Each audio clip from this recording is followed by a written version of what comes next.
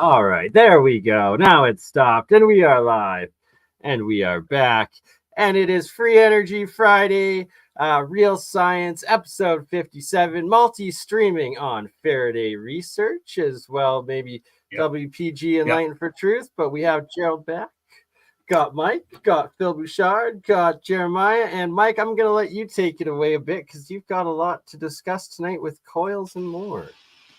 Just FYI, I do have energy from the vacuum loaded for you, Mike, if you want me to play it. And Deborah Chung's negative resistance. We'll talk about that in one sec. Before we get into that, I also have my channel running at Faraday Research. I call that show the League of Extraordinary Inventors. So I'll be doing more live stream videos.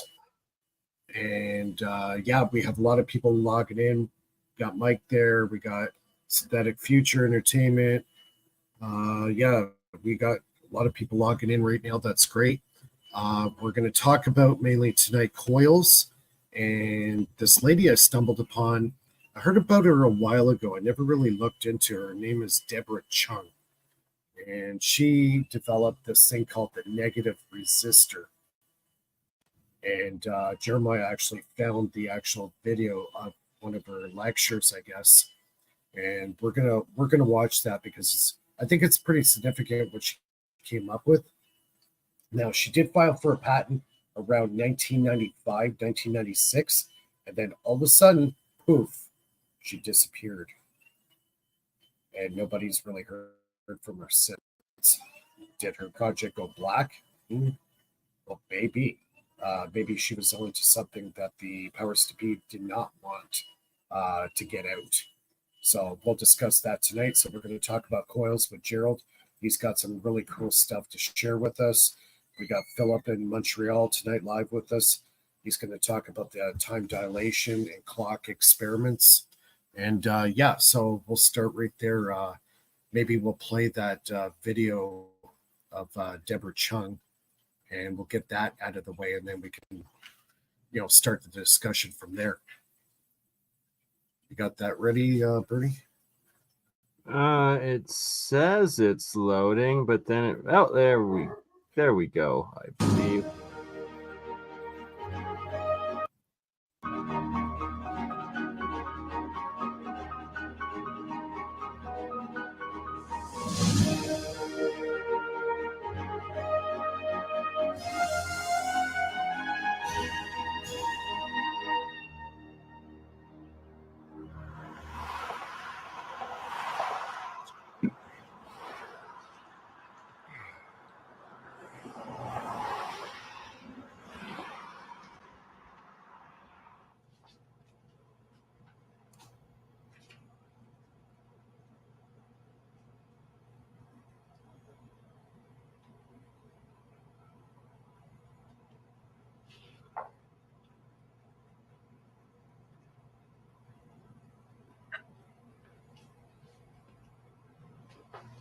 Can you explain to me the meaning of energy from the vacuum? I don't want to make it imply that I am endorsing this particular concept. But that will not be. But I don't want it to be implied that I do that. Okay. And we just want to talk about the phenomenology and the discussion. Yeah. Okay. No, we're not looking for your endorsement. Yeah. We just explore. Okay. Fine. Okay. I've been in the field of material science for 30 years. I was educated first at California Institute of Technology, where I first got introduced into the subject of material science. However, at that time, my major was more in electrical engineering. But through research, I got very much interested in material science because it is so rich in science at the same time as practical, and I like that combination.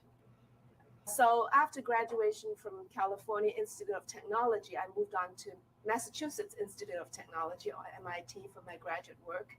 And there, my focus was on material science. And in MIT, I got involved with carbon research for the first time. And that has been the focus of my research for the last 30 years. Carbon, referring to graphite, carbon fibers, carbon fiber composites, activated carbon, diamond, nanotubes, quite a large variety of materials, and a lot of applications involved. And I have been working on a large variety of properties of these various materials, not only the structural properties, but the functional properties, such as the electrical properties, how the electrical and the mechanical properties connect to one another, and also the properties related to electromagnetic fields and thermal applications. And carbon fibers are most important from a practical point of view because of the carbon fiber polymer matrix composites. The polymer matrix primarily epoxy. And that's, this is an example of the carbon fiber. It looks like hair, but it's just a very small fraction of the size of our hair.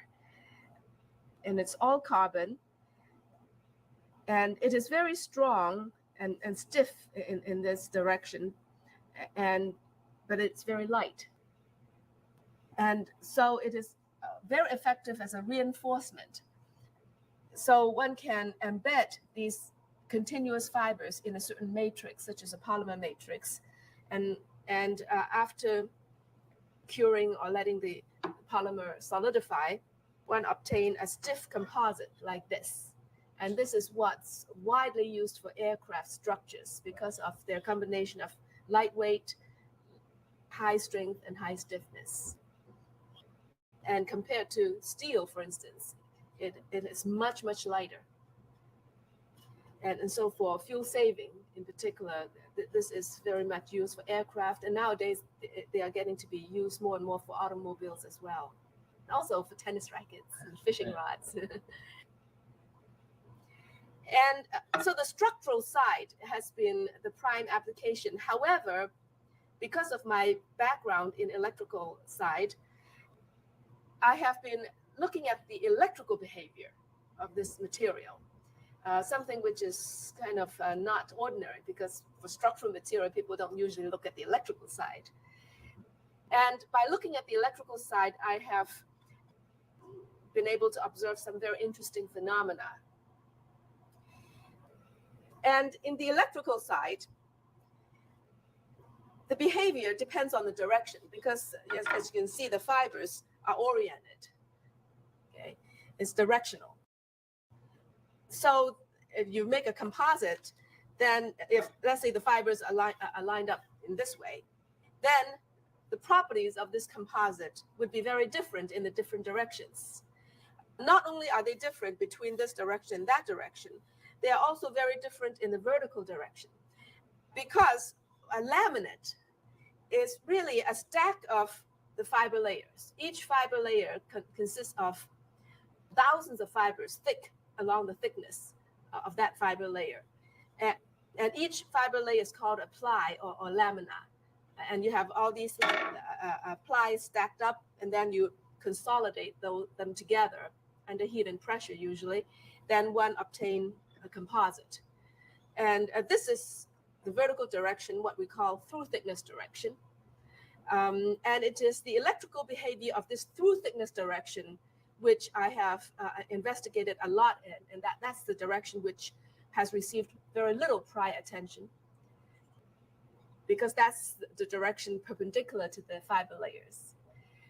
And I found this direction's electrical behavior to be very interesting. And the reason why this direction is interesting is that the electrical conduction in this direction hinges on the degree of touching between the fibers of one ply and the fibers of the next door ply. Okay? And one can control the extent of that touching by the fabrication condition of this laminate. For instance, by the curing pressure, heat and pressure, I said. Okay, so that pressure, so-called curing pressure, which is the pressure applied during the curing or the making of the composite, can greatly affect the extent of fiber-fiber contact between the fibers of one ply and the fibers of the next door ply. And because of that, the electrical conductivity in the through thickness direction can be much affected by the way this laminate is made. Okay. All right, so I have made a study of the electrical conduction behavior in this direction for different types of such laminate, these different types being different in the curing pressure. Okay, and so these different types are different in the extent of fiber-fiber contact across the layers. And I found different behavior, in systematic differences. That is how the conduction behavior correlates with the curing pressure. There is a very consistent correlation. So in order to study the electrical conduction behavior in the through thickness direction of the composite, that is in this direction, we take two plies, okay, and we made the plies so that we lay one on top of the other. So this is the top lamina or top ply. This is the bottom lamina or bottom lamina or bottom ply, 90 degrees, one over the other. Okay, and this is the junction, and we consolidate this junction. That is, make a composite out, a two-ply composite out of this junction, by applying heat and pressure. The pressure being the pressure in this direction perpendicular to the sheet of paper. And now the reason why we want to make it in this configuration is that these fiber groups sticking out act as electrical leads. So in this way, we are able to get current passing through this junction and measure the voltage across that junction. You just simply using these as electrical leads. Okay, and there are 4 electrical leads, which turn out to be very useful because we can use 2 of the leads, A and C in this case, for passing current, and use the other 2 leads, namely B and D, for measuring voltage. Okay, the current thus goes along this top layer, along this leg, and then it goes down in the direction perpendicular to the sheet of paper, from the top layer to the bottom layer. And then it goes on along this leg of the bottom layer. Okay, so that's the current path. Now, the carbon fibers are much, much more conductive than the polymer. In fact, the polymer can be considered to be electrically insulating. Okay, so for this current path, the major resistance is the resistance across the junction. Okay, and then the voltage is measured across B and D, and an ideal voltmeter has no current going through it, and so we can just assume no current going through these 2 legs. And because of there being no current, then the potential at B is essentially the same as the potential at the top of the junction. And the potential at D is essentially the same as the potential at the bottom of the junction. Okay, so in this way, the voltage difference between B and D gives the voltage across the junction. And the voltage divided by the current gives the resistance. Okay, and and this resistance reflects the contact resistance, which is the resistance across this interface. And this contact resistance multiplied by this junction's area, what's called the contact area, gives the contact resistivity, which is a geometry independent parameter that describes the nature of this interface. I have a quick question. Mhm. The common interface area, and I may have missed it. Is there pressure applied to this, or is there glue, epoxy? I mean, or is it just laid on each? Yeah, just laid on. Now, the epoxy is already surrounding the fibers. That is,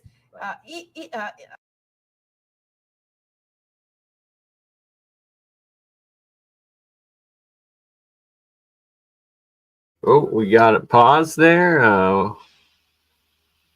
Sorry for the delay.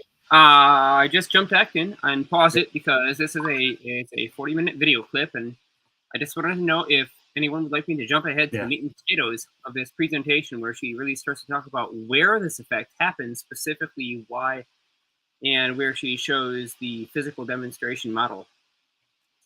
Yeah, do it. Jump ahead. Okay, great. Then I'm going to go do exactly that and mute myself out again. And just let me ask, was the audio coming through okay? Because on my end, it looks like it's being pretty decent. crushed. It was okay. Yeah, at times it would go a little choppy, but not bad. It was good. All right, let me go ahead and try to just jump straight into the good stuff then, and we'll knock through this.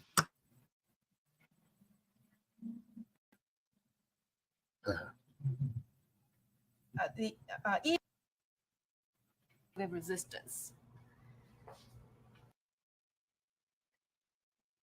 Tendency for backflow, and that backflow in turn results in the apparent negative resistance. Electrical characteristics of the composites. Yeah, that's a good question. Backflow and I'm negative interested in the electrical resistance. side of a structural material. Seemingly Negative oddly. resistance would The be reason for that acceleration, is that no? I'm interested in making smart. Actually, no energy coming into the system. If you add energy into the system, the resistance will be less. Yeah, that's what I'm negative saying. Like, if it's negative, isn't that like a double negative that would equal a positive sort of thing? Yeah, like superconductivity. Well, energy is coming from the outside, but she's not exactly saying that for reasons, right? Oh, right. So right there. So the laws of conversation say it has to be a closed system. So if there's more energy coming from the conservation. Sorry. So let's take a look at the comparison just for the technical side. Positive resistance versus negative resistance. Here we go. He's cranking up. So the top curve is the current, the bottom curve is the voltage, and he's cranking up the two. It's just manual cranking, so it's not very smooth. Nevertheless, one can plot the current versus voltage, and you see it's linear, positive slope. Which is a completely standard. Yes. Yeah. Generic current voltage relationship. Yes. All right. And this is with material that has been cured at what pressure? The relatively low pressure, which is around this 0.13 megapascal area. So this is generic carbon composite cured material. Well, all these are generic, just that I vary the curing pressure. Exactly. Yeah. All right. So now we proceed to the another such sample, but made with a relatively high curing pressure. Take note, everybody, the computer that they're yes, using, that's like 1995. No doubt, hey? Some old equipment. Yeah. That PC is like circa 1995-ish. The second sample. Look at the monitor, using the relatively high curing pressure. Yeah, it's old tube monitor, CRT. We do exactly the same experiment, passing the current like this and measuring the voltage across these. So this is an old suppressed discovery, is what you are saying.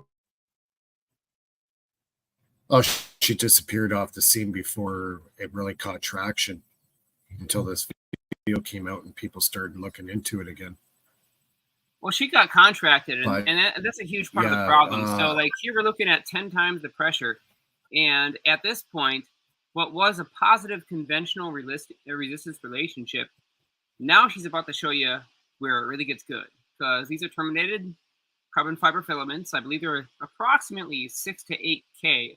This was before those kinds of ratings were actually quantified. But this is in the very, very early days. In fact, it's thanks to her work and the developments that lab did, where we now have carbon fiber bodies for extremely high-end performance vehicles. So way before all that, 10 times more pressure. It's approximately equal to a 1 inch by 1 inch cross-section strip experiencing 150 psi on a 1 inch square. So if you're looking for what to do in the garage, 150 psi, she starts to achieve the beginning of the curve for the negative resistance interaction region between carbon nanotube conductors. And let's take a look at that data. 2 legs. So let's do that now. All right. So he's cranking up the current manually again. And the top curve is the current, the bottom curve is the voltage. And you can see that while the current is cranked up, the voltage goes down. It goes negative. And so now you plot the current versus voltage. It is a straight line of negative slope. Okay. And this is what we call apparent negative resistance. Okay, now first of all, I'd like to explain that I don't think that this is true negative resistance.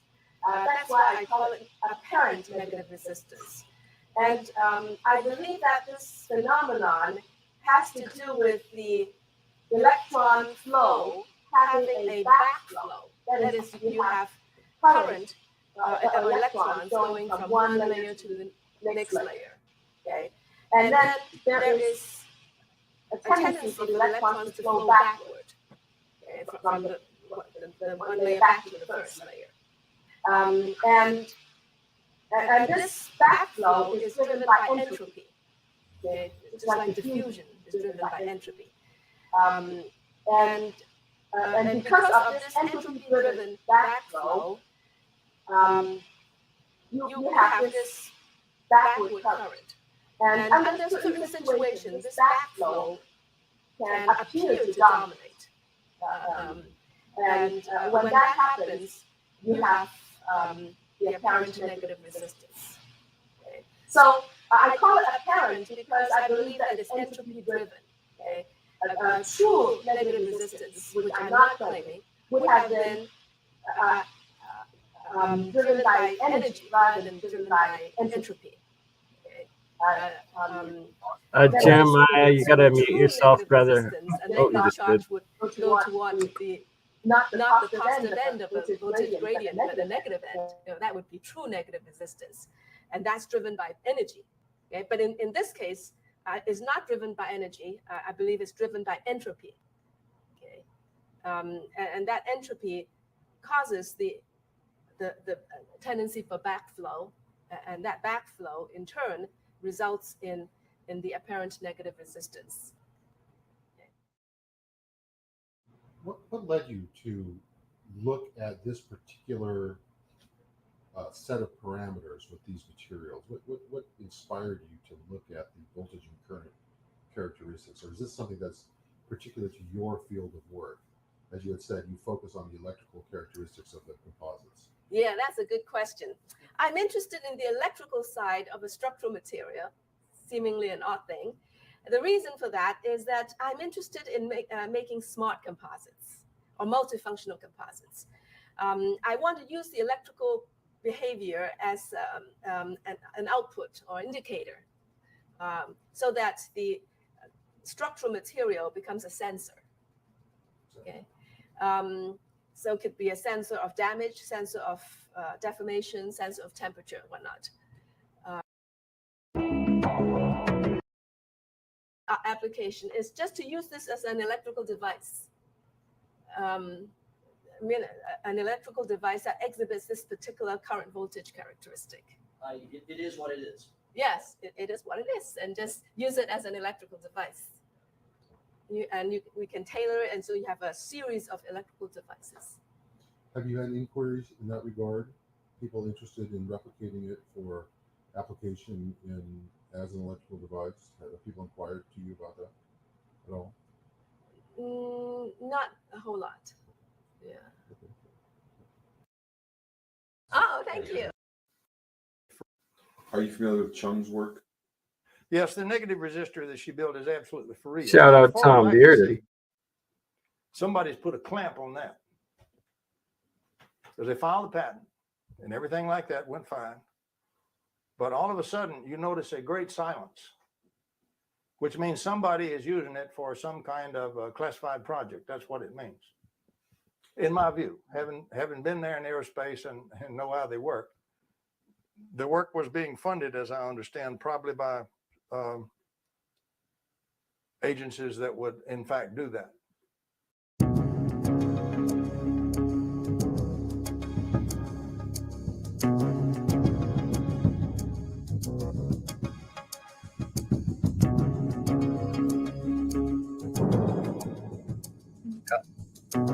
I definitely got to be trying that.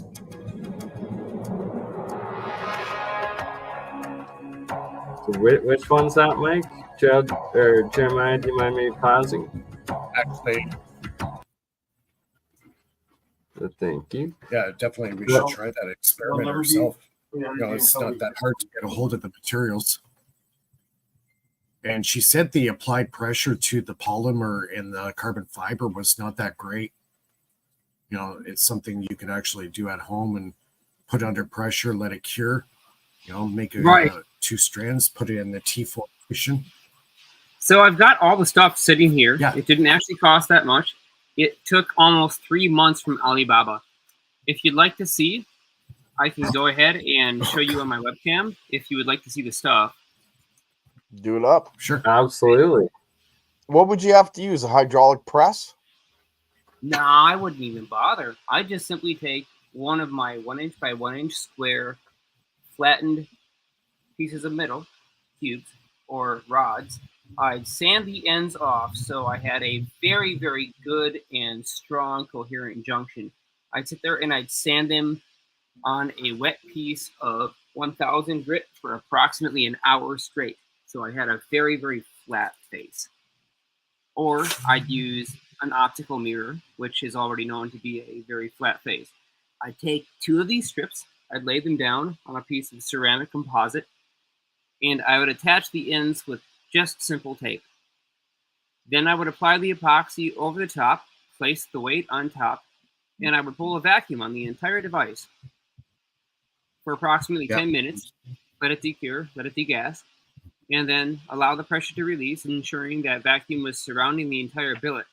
At that point, I'd remove the billet, I'd replace a piece of plastic material designed specifically so that epoxy does not stick to it, and I'd wipe the billet off and place it on top of that piece of plastic so that I could easily peel it away when the whole thing was cured, and then I would let it sit for 24 hours.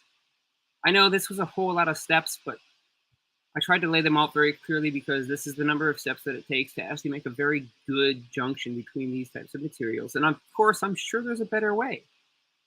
This is the complicated way, but if you wanted to know how Deborah did it, it was something quite similar to what I've just described in great detail. So I'd rather just find someone who made it and just buy it. I'm sorry, I didn't hear that multiple voices at once. Can you just say again? I said I'd rather find someone who made it and buy it. So I'm sorry, man. I can't blame you either. If I could just flat out buy this stuff, I would. Unfortunately, all of Deborah's work and the entire string of discoveries that were made in her laboratory, well, they've all disappeared at this point. And ironically, if you wanted to know where I found out about this, I'll say it once and don't ask me again. WSF and M.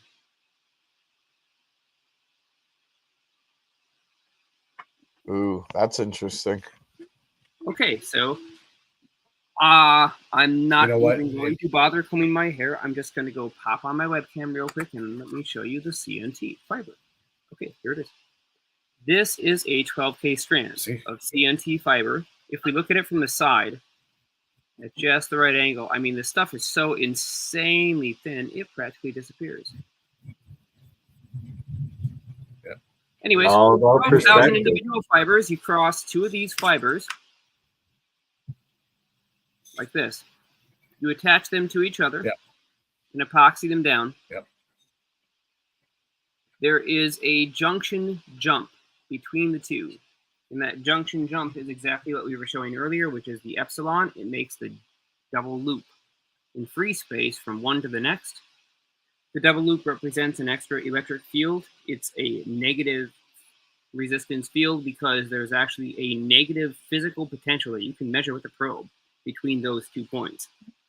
It shows up on the scope if you stick it close enough, or if you simply have a field probe attached through a dielectric, you'll see it charging like a capacitor until the thing disappears.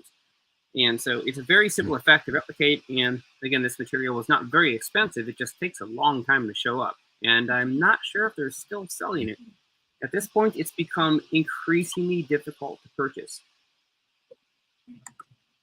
Well, you know what? I think it's time we kind of resurrect that a bit and start doing some testing with it. I think it's worth it. You know, it's not like you have to spend $1 million to reproduce what she did. As long as you get the processes done. I mean, the stuff is very available to us. It's not unobtainium by any stretch of the imagination.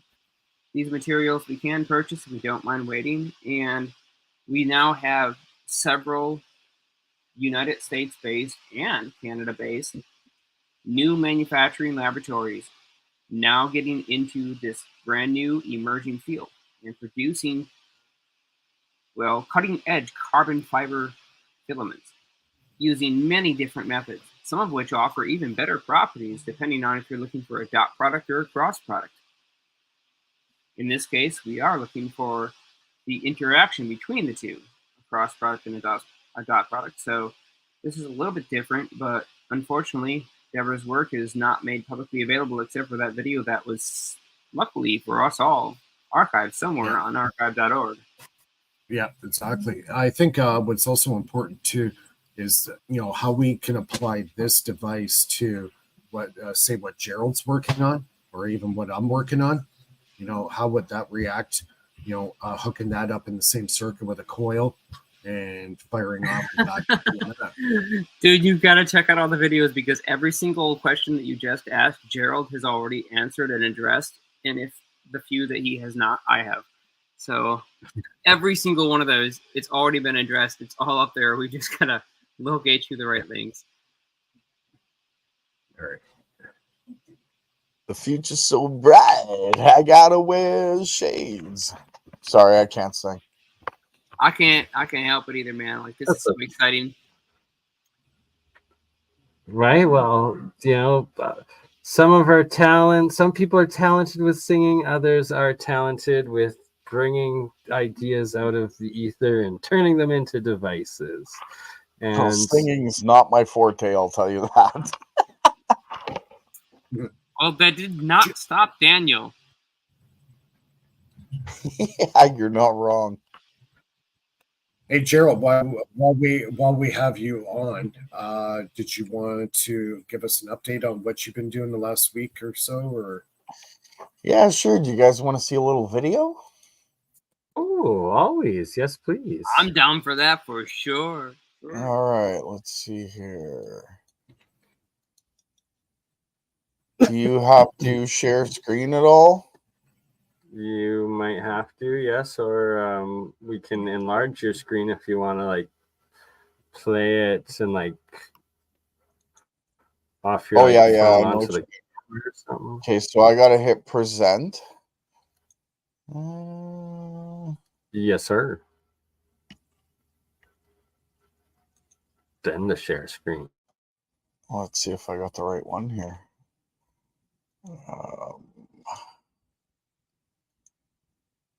All right, can you see that? Oh, yeah. Look at them coils. Okay, so this Oh, I is the think I saw 700. this.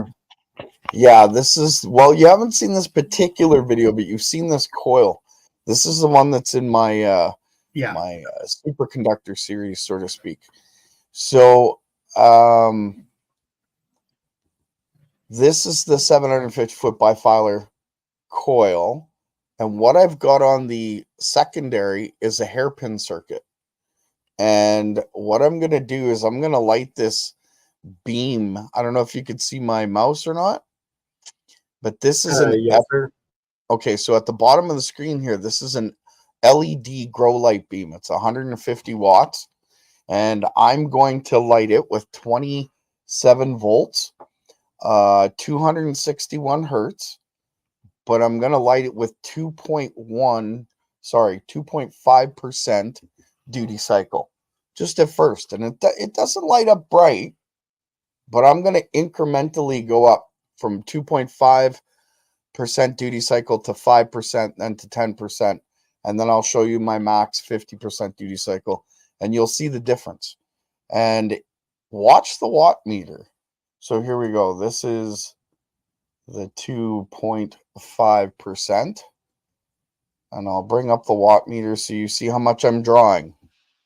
So to poke the tiger, a full illumination, 150 watts on this strip. Go ahead. Yeah, 150 watts full. Right? But that's not full. It's about 20%, right? Lighting factor.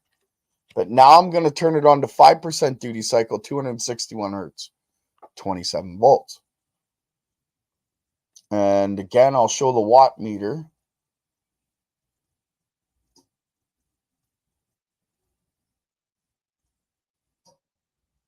That's 5% duty cycle. So just honest feedback, from the view that we are looking at, it looks like it's pretty darn dim. It does. It's about 30% bright. It looks much less from the camera view. Yeah, the camera loves to correct, eh? Just to let you know. Now that's starting to look like we're getting somewhere. That is 10% duty cycle, and still no watts are showing up on the meter. My eyes tell me that's approximately 20 watts of power. It If I seems had to brighter guess in at it. person. It seems much brighter in person, I'll tell you. So this is the 50% I'm going to show you, and you're actually going to see watts on the watt meter. But this is a 50% duty The cycle right current's here. being generated in the coil. Yes, it is. Yeah, And that's where the current's 50% being duty cycle. generated. That You're looks like providing about AC 45 voltage. watts to 50 watts. Oh, that's actually what it is. Yep. Okay. That's But at now full here's the power. thing. On camera, what you're seeing looks like about 45 watts, but I can't look at that light. It's blinding. And if I run it through its regular ballast, it's not much different. But now, again, I will show a video with the regular ballast. I don't have one keyed up, so I can't do it now. But I'll put it on my channel, and I'll show the comparison so that you can see. So then, like you said, maybe you can gauge. Maybe it's 50, maybe it's 40. Just by looking at the video, you might have a better chance of seeing that. Yeah, this is one of those cases where a photon meter happened to be one of those necessary tools that both you and I would be using. Just look at the luminous output of an LED source. Absolutely. So Okay, we both have a little bit of work to do in terms of getting ourselves a calibrated source. Yeah, there's a few tools that I could use to show a few things. Now, there's one other quick video I want to show. If that's possible. Let's see here.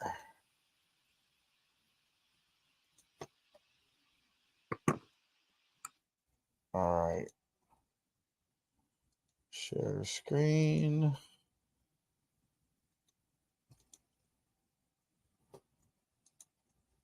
Okay, so let me back this up a little bit.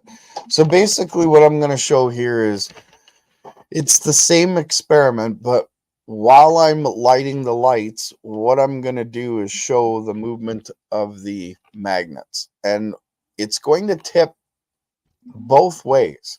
And all I'm doing is turning it on and then shutting it off. That's it. That's all I'm doing. And you can see how the magnet will move. So I crank it on really quick. Oh.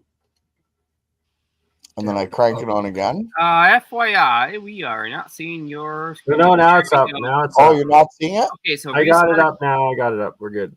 Restart that whole thing Okay. from the beginning. So again, I'll crank on the power for the lights. You'll see the lights come on bright. But watch the magnet, what it does. So it flipped to the right. Now I'm going to turn it on again. And it's going to flip to the left. Hard to see. So did you invert the polarity to the input, or did you? Nope.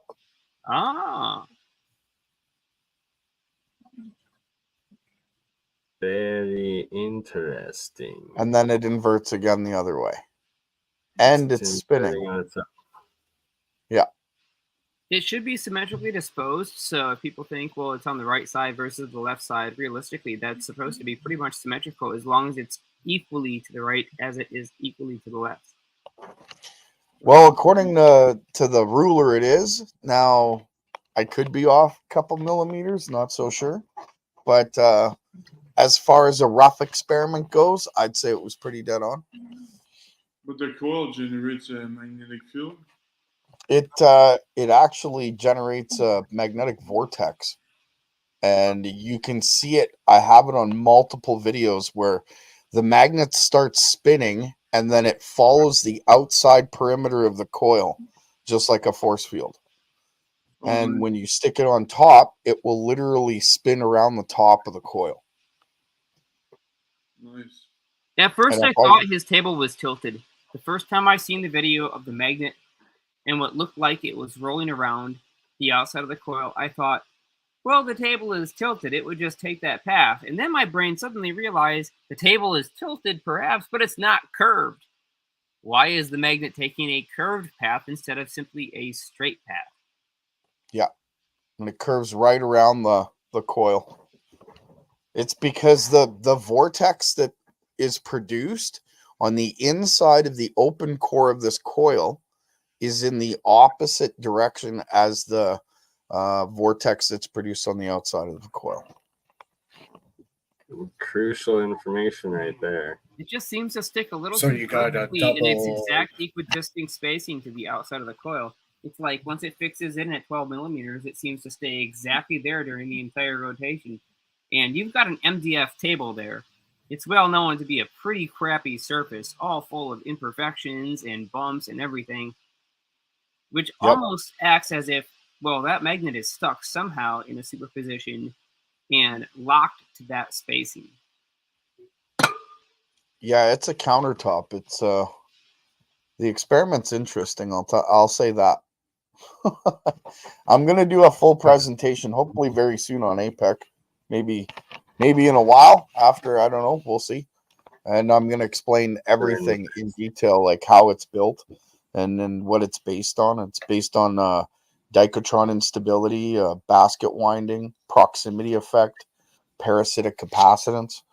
It's the skin effect comes in to play big time, fractal design, and so does kinetic inductance. So these things that it's based on is what makes it work. Without any one of them, it wouldn't work at all. Yeah, I would have never had that vision had you not taught me what you taught me. So You're would you genius say in your own right, Jeremiah, by far. So, Gerald, if would it's you a really vortex- say that? So sorry, if it's a vortex, you could use it in a toroid. Yeah. Yeah. Yep. So you can make like a ferromagnetic fluid spin in a toroid. Oh yeah, I'm pretty sure. I haven't done the fluid thing, but I use ferrite cores for pickup coils. That's how I get a lot of my energy out of the vortex itself. Yeah, that's pretty useful. What you just Hey, did. Gerald, would you? Go ahead, Mike. Would you say too that you're saying the skin effect? Would it be fair to say that the vortexes have a electrostatic property to it, not just electromagnetic property? Oh, absolutely. In fact, electrostatics is part of how the skin effect works, because in between the two layers of copper, think of it like energy's flowing one way and then it's flowing the opposite way at the same time, and they're crossing paths. So it's creating like a static moment almost. Yeah, I'm not sure if I'm explaining that quite. Longitudinal.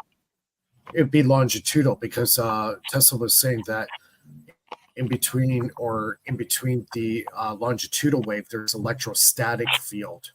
It's kind of like it's like a double. It surrounds the longitudinal wave itself.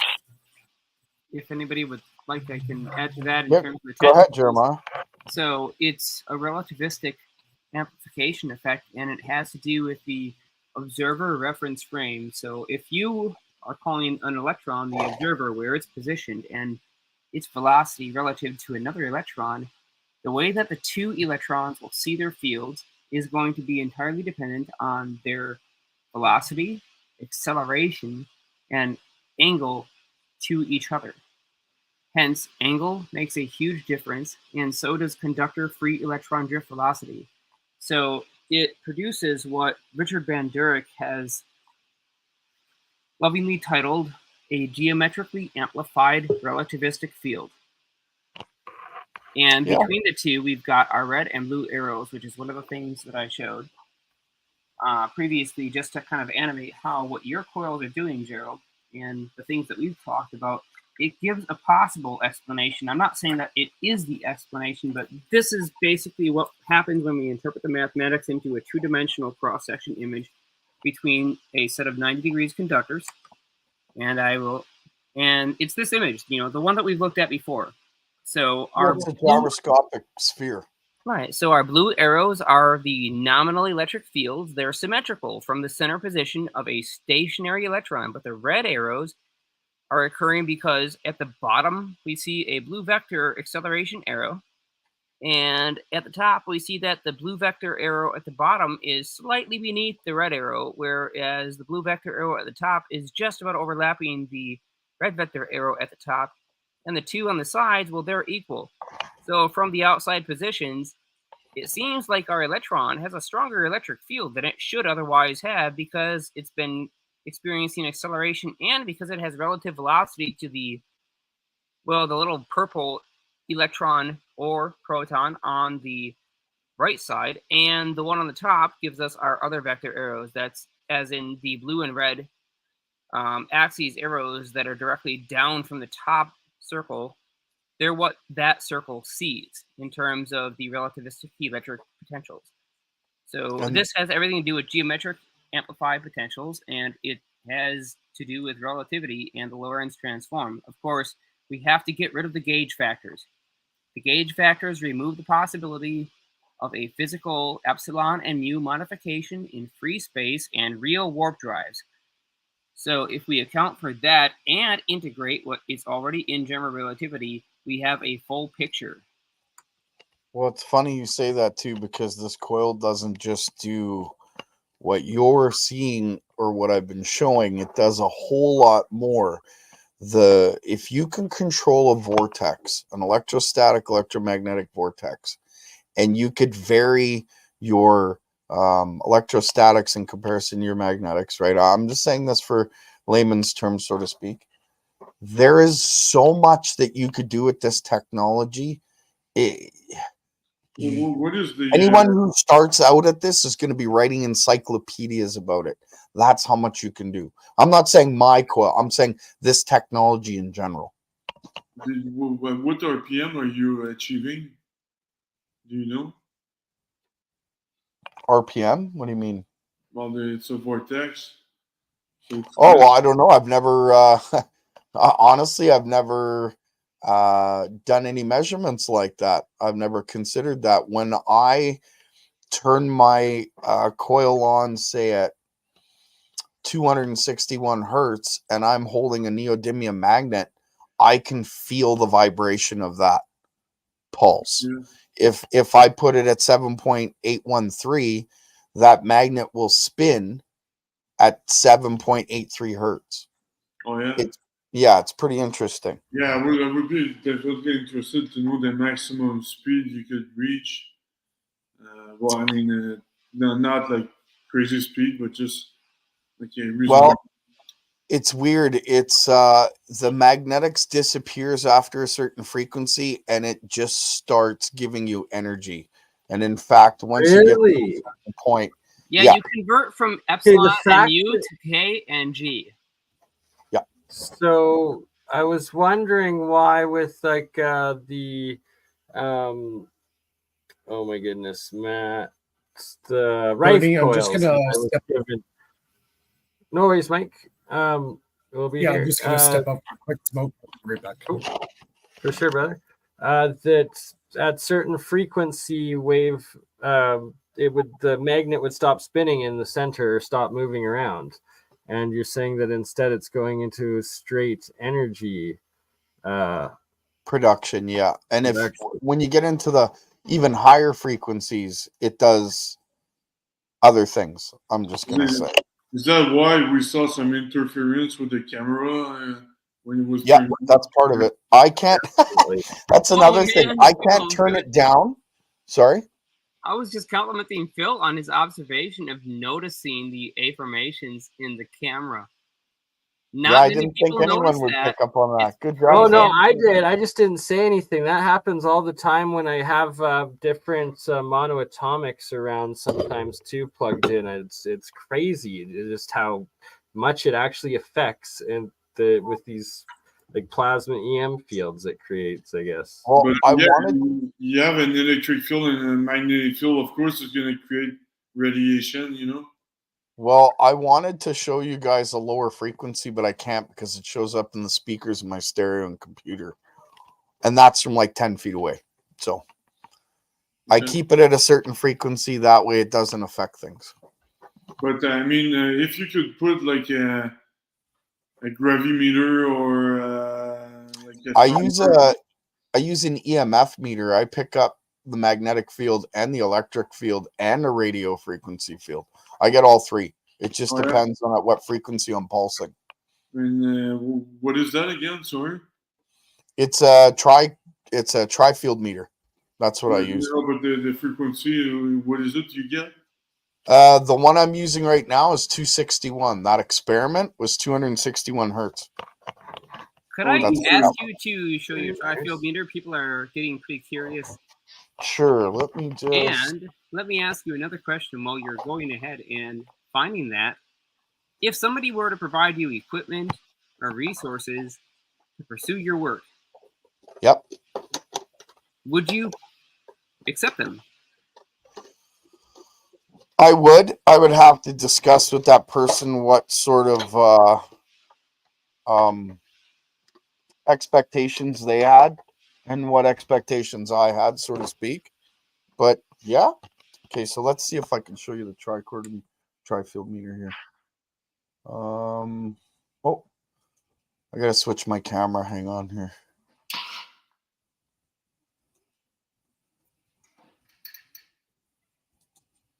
Okay.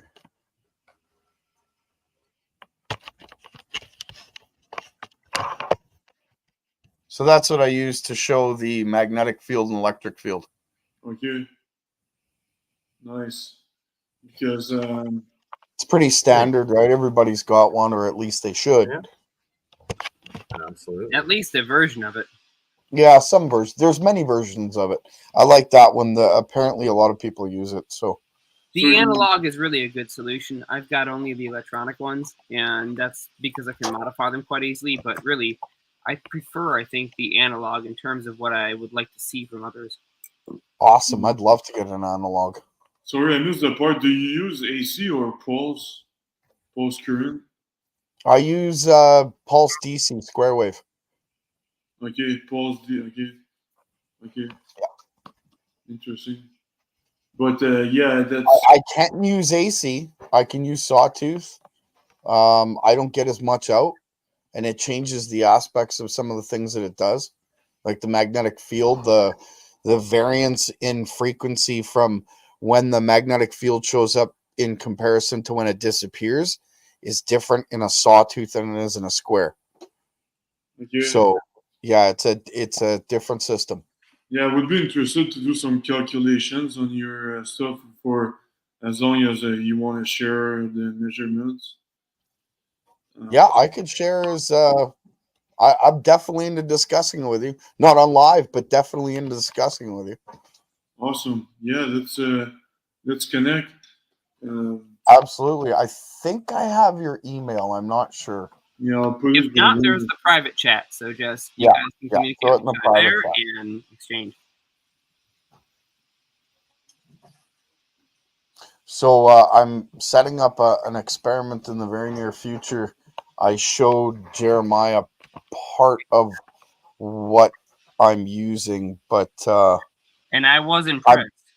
I'm going to be putting the coil under vacuum and showing this all over again. That's pretty cool what you did. The vortex, well.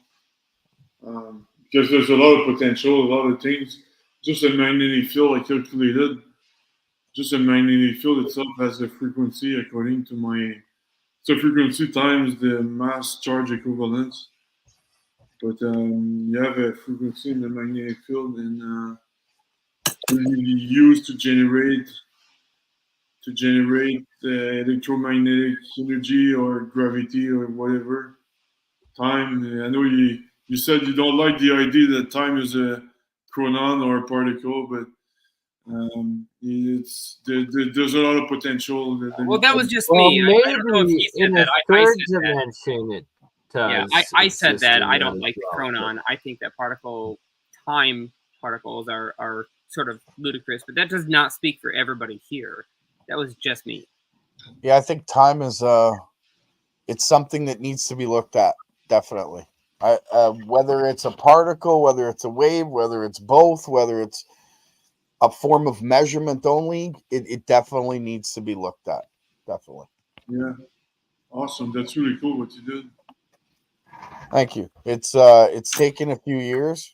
Don't kid yourself. This isn't something that just fell into my lap, but yeah, I've gotten lots of shocks and burns and some skin damage to prove it too. Sound like Mike right next to you there. By both of you, stay alive. Don't put out too much power. My biggest warning when you're not using a capacitor, discharge it, please, before you do anything, because I learned that the hard way with a 15 kVA capacitor, and basically went right through my chest and knocked me off the chair. Wow, that's funny you say that though, because now I've got like a ground pumping situation going on, right? And I have what is it? It's a 1,000 UF 250 volt capacitor, and I have it hooked up to the coil, but nothing's on. And I walked away from it, and then this morning when I came back to do a different experiment, I got a zap of my life, and I realized after I walked away from the table that it's filling up slowly on its own with nothing on, just hooked up to ground and the way the system works. I have to mention this. The energy from the vacuum series, you guys that have the private link, please go ahead and pursue that. You're going to find there's a video in there, and I'm going to give you the title of it too. So let me just scroll up. I believe it's point 11. Okay, so this would be Moray, Sweet, and Anti-Gravity, parentheses 2009x264, Tom Beard and John Bedini. Watch that. What you just talked about, every one of those points is covered in that. And it's available from the same link that I sent you guys in the private chat. So please do check that out on Archive. The reason why I didn't want to share this link is because I think if it gets a little bit too popular, it's going to be ripped down like many things from archive.org, but should be pretty much invulnerable from things being removed, but that's not the way it works. So check that out, save it, download it, and then if you want to share it after you've downloaded it and have a local copy, you can go right ahead. Yeah, I've downloaded almost all of them so far because they're amazing. Energy from the Vacuum series is just absolutely fantastic. There's a really good one on the Lockridge device. That's another one I really enjoyed. Yeah, that one was good actually. Bendini talked a lot about it. Yeah, he had Bendini. a I always say his replication name of wrong. it. Hard to beat the Conway generator, though. I mean, that thing is just mind blowing. Oh, the Cromery. Yeah, I watched that one today. Yeah, that one's cool too. And the key to that one, the Cromery generator, the center axis or the axle used to spin that rotor has Cannot to be ferromagnetic. non-conductive. That's not the real key Right. in that system. It actually has to do with the making and breaking and purity of the iron. Now Bedini does not talk about this in the Conway generator series from Energy from the Vacuum because he did not test ultra purified materials, which would have been egregiously expensive. But if you go beyond 99.6% iron to 99.8 to 99.9% iron, your effect, it increases asymptotically, and you get a tremendously larger impulse that comes shooting out of that system. Much higher voltage, even lower amperage, impulse speed even shorter.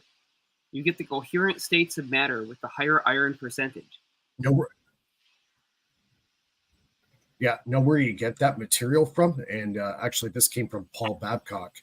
Number 7 birdshot that you use to put in the bullets. It's number 7. Unfortunately, Yeah, not I anymore heard that. because of the recycling. It used to be like that in the 90s. It's not anymore. Just But- a fair warning.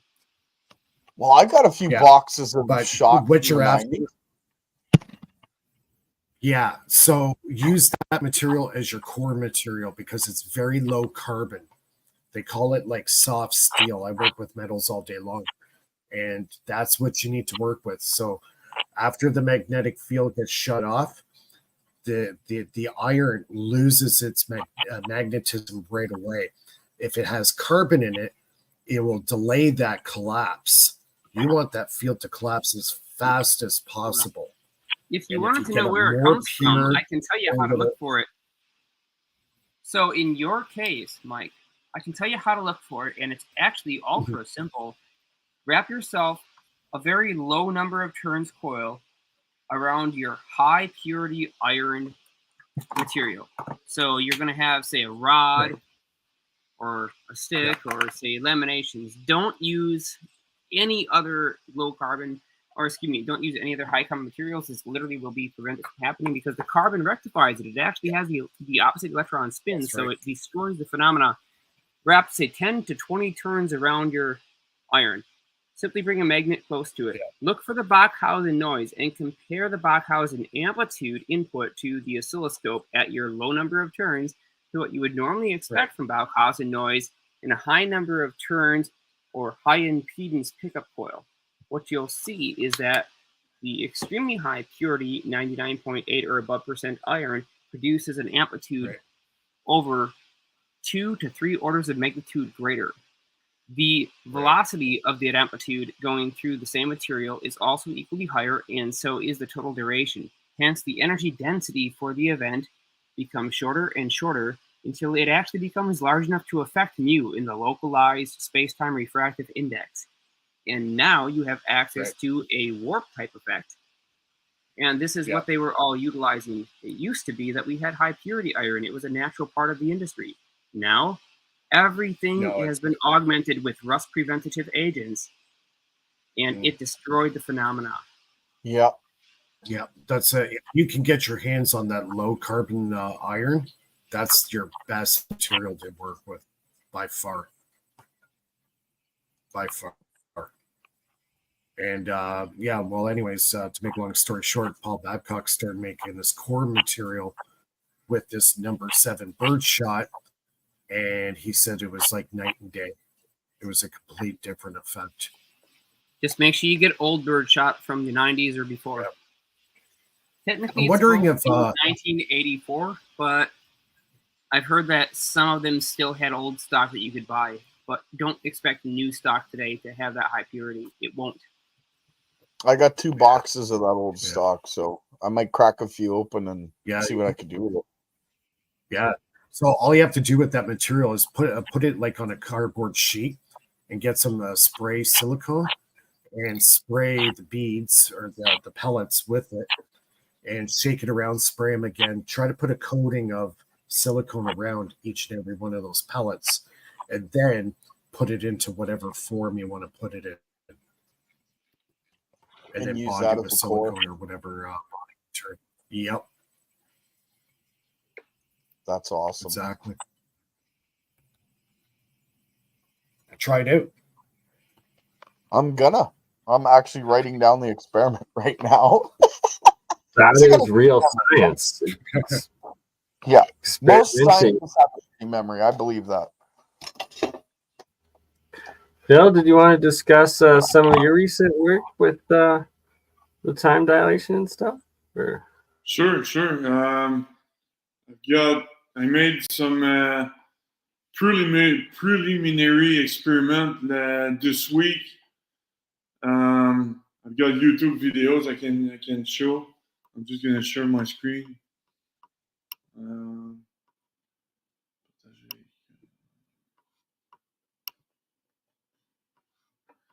Okay, so it's this one here. Okay, so this is my channel right here. Can you see that? Yes, sir. Thank you. All right. So I did some experimentation. I'm confirming it. These are all preliminary. What I'm doing is I put a clock, a digital clock on a 1.4 Tesla magnet, and exactly in a similar clock away from the magnet. And the clock actually on top of the magnet, actually, they're not perfectly synchronized, but the clock on top of the magnet is actually going to speed up. So I'm going to show you the first video. It's the clock again. The clock on top of the magnet is a little bit behind. I did that experiment like 3 days ago. I'm going to show you what happens.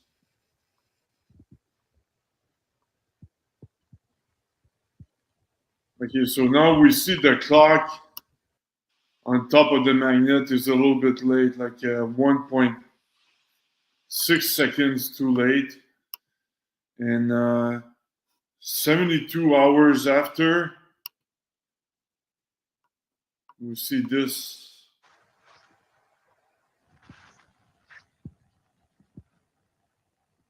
Wow. So magnetism is essentially slowing down time a little bit. No, it's actually speeding up. Speeding it up. Sorry. Yeah, it's speeding up, and obviously this is preliminary. I need to use I'm repeating the experiment with different clock, and I need to repeat it again with anti-magnetic stopwatch, because there can be like a magnetic interference with the chips and whatever. But this is very preliminary, but so far so good, because this is a prediction of finite theory. Because finite theory, if you look at the measurement unit of a Tesla, it's a kilogram per coulomb times hertz. So it's a mass charge equivalence times a time rate. And the time rate is what actually affects the time field. So once I fully I fully complete a full scientific experiment, then that's gonna be foolproof. It's gonna be pretty much scientific evidence that general relativity doesn't work, and all that, and that my theory works. So so that's where I'm at right now, and if anybody can definitely repeat it if they want, they're gonna get. Actually, I get 1.1 second time shift per day per 24 hours for a 1.4 Tesla magnet. There are two 1.4 Tesla magnets. But you know, I'm not sure if Tesla adds to. You can add the frequent through the. I'm not sure if you can say that the total is 2.8 Tesla. Well, Phil, there's a bit of a conundrum here because on my end, I've got a way, way larger drift than that. The only problem with it is it has no measurable magnetic flux. It happens to be only the measurement of the electromagnetic acceleration of charged particles coming from a very thin, negatively charged corona wire under standard atmospheric temperature and pressure, positioned just slightly above the table of the laser interferometer. Now, we've got 25 fringes of displacement consistently, but the odd part is if we run that system and it takes approximately 60 seconds to get our 25 fringes, I've never allowed it to run continuously to see just how far it might go. I've stopped it at 60 seconds every time, being quite uncertain about what the results would be in terms of their impact on my table and possibly the local time space. But here's the weird part. It seems to be connected to the localized environment, meaning if you move the laser table, the fringe pattern starts to shift. Oh, yeah? So it's almost as if it had conditioned in the variable refractive index are localized space-time metrics. Now, it could be K or G or E or mu. I'm not going to say that I have the ability to measure it, but I will say that it seems rather simple. So just consider taking a lifter, nothing more complicated than a Jean-Louis Naudin lifter from JLN.com or any of the other many lifter replications from around the world. Place a laser beam through a very tightly packed multi-emitter wire lifter, say no more than 8 millimeters apart from each other and no more than 10 millimeters from their collector plates. Place a series of those in a row. Place the laser beam, then pass it through the space between them and keep it close to the collector plates where the electrons have gained their highest velocity. At that point, measure the laser time velocity differential and its drift from what it should be. You'll see it on the interference window of a simple single-pass SPL laser interferometer. My table is made of non-conductive materials. I specifically chose that so that RF interference would not give me other consuming or erroneous effects. But you could use a metal table. Yeah. Yeah, that's interesting. It just seems like there's a lot more powerful effects here than a low-speed rotating magnetic fluid. I need goggles, proper goggles for my laser for doing any interferometry tests, because I got this really cool laser, but I don't have goggles to protect myself from it. So, because it's like a 2.5 watt. It says it's a 5 watt. I doubt it's a 5 watt laser. Probably more like a 2.5 watt laser. Regardless, you've only got one set of eyes. You don't want to go blind. Yeah. I almost burned my own eyes out just testing it the very first time like a dummy. I got the reflection flash. So that was enough to hurt. And I don't want to ever turn them on again until I have the right goggles. So when I do get them, I'd love to try that test. Yeah. Oh, I should answer this question too from the chat. Speed recovery.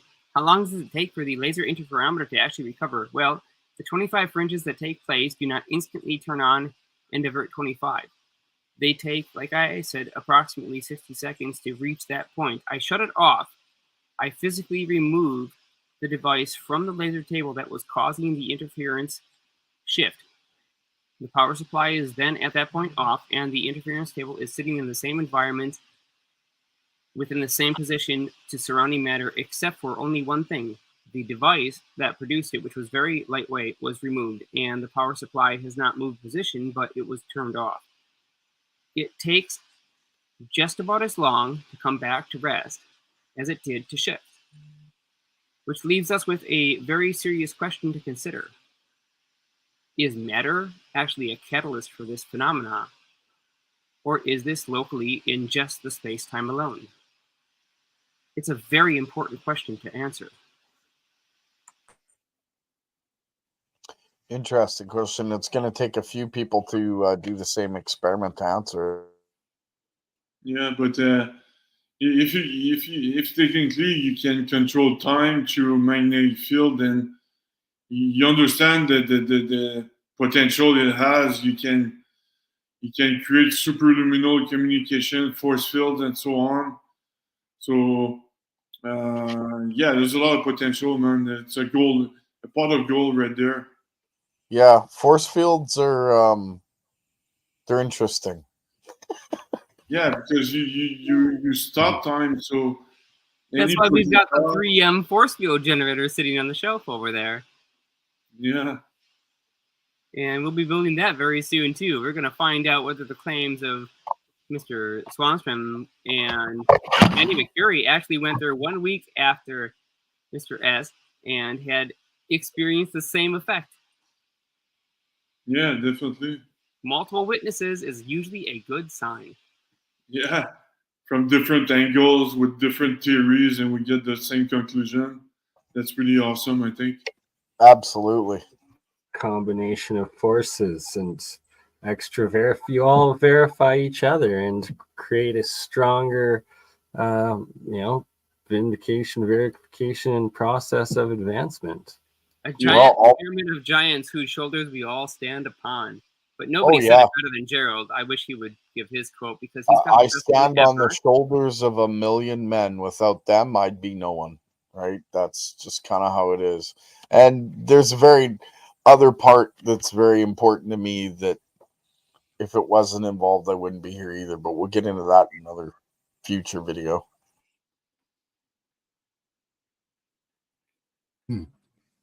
Yeah. Yeah, my life's crazy. Let's just say that. If I counted how many times that I came close to death and told you half the stories, you'd ask me why I'm still sane. Well, at least you did actually get the chance to go all the way. To death? Yeah. Yeah, when I was 15 and a half, I died. I'll tell you, there's life after death. I don't care what anyone says. There isn't a person on this planet, not one, that can change my mind from that. I've been there. There is life after death. Same here. Only your own. Actually, I'm still alive, maybe from my car accident because it was pretty bad. Sometimes I wonder if there was a force field that protected me. Or a hand. You never know. Right? That hand so many times shouldn't still be here, but you have your purpose, and that is why, because you're supposed to be until Mike's it's done. here, Phil's here, Gerald's here. I mean, you guys, you must have some kind of greater scope in this whole entire human experience, and I don't think any one of us could dare say that we could comprehend the complexity, the intricacy, and the significance of what it actually really is to be a human being on planet Earth. But I'm sure glad that we get to be part of it. Yeah, you know when my car accident actually, my car accident helped me figure out not to waste my time with things that does not matter. So now I'm wasting time. I'm spending my time in things that matter with you guys. That's. I agree. Yeah. I hear that. Yeah. Mike, you keep trying to say something. I think your mic is not. Can we all shut up to give Mike a chance because his mic? Yeah, I'm sorry, Mike. Yeah, it seems like you have a delay sometimes. Yeah, okay. Go ahead. I'll shut up. Yeah, it could be because I'm linked to BurnEye's stream. Maybe that channel's lagging a bit. But yeah, what I was going to say is, all of us have been into this stuff for quite some time, some of us over 20 years. We begin to wonder what the whole nature of reality is, because the stuff we're working with and what we're taught in school don't converse. There's something totally off, and obviously it starts affecting you deep to the point where you start questioning your believing in God and stuff like that. How did this whole reality start? Well, what started it? There had to have been some kind of divine intervention or control that started this whole realm, that leads us to such a, I guess, a very diverse universe, and the way things evolved, and the formation of complex organisms, and then it led to life on Earth. So when you start working with this stuff for so long, you start thinking to yourself, where did this all begin? Like, where did it all start? Right? And that's probably one of the biggest mysteries that us as human beings are going to face, is what started it all. So some people go back to a belief system, God, right? And God is kind of like the demon word in academia. They do not want to cross that path. But when you start working with this stuff, right? Like, absolutely. Like, there's conscious creation and intelligence and like design within like the physical realm and like the universe, right? That like the more you see it, the more you see the code. Yeah, it's kind of undeniable. And then by having that removed, spirituality removed, you also have consciousness removed, and then there's a whole missing area of interconnected science, essentially. Okay, so I wasn't going to bring it up, but since you did now, I have to. When I died when I was 15, and I say that there's life after death, I'll say this: God is real. I don't have faith. I know.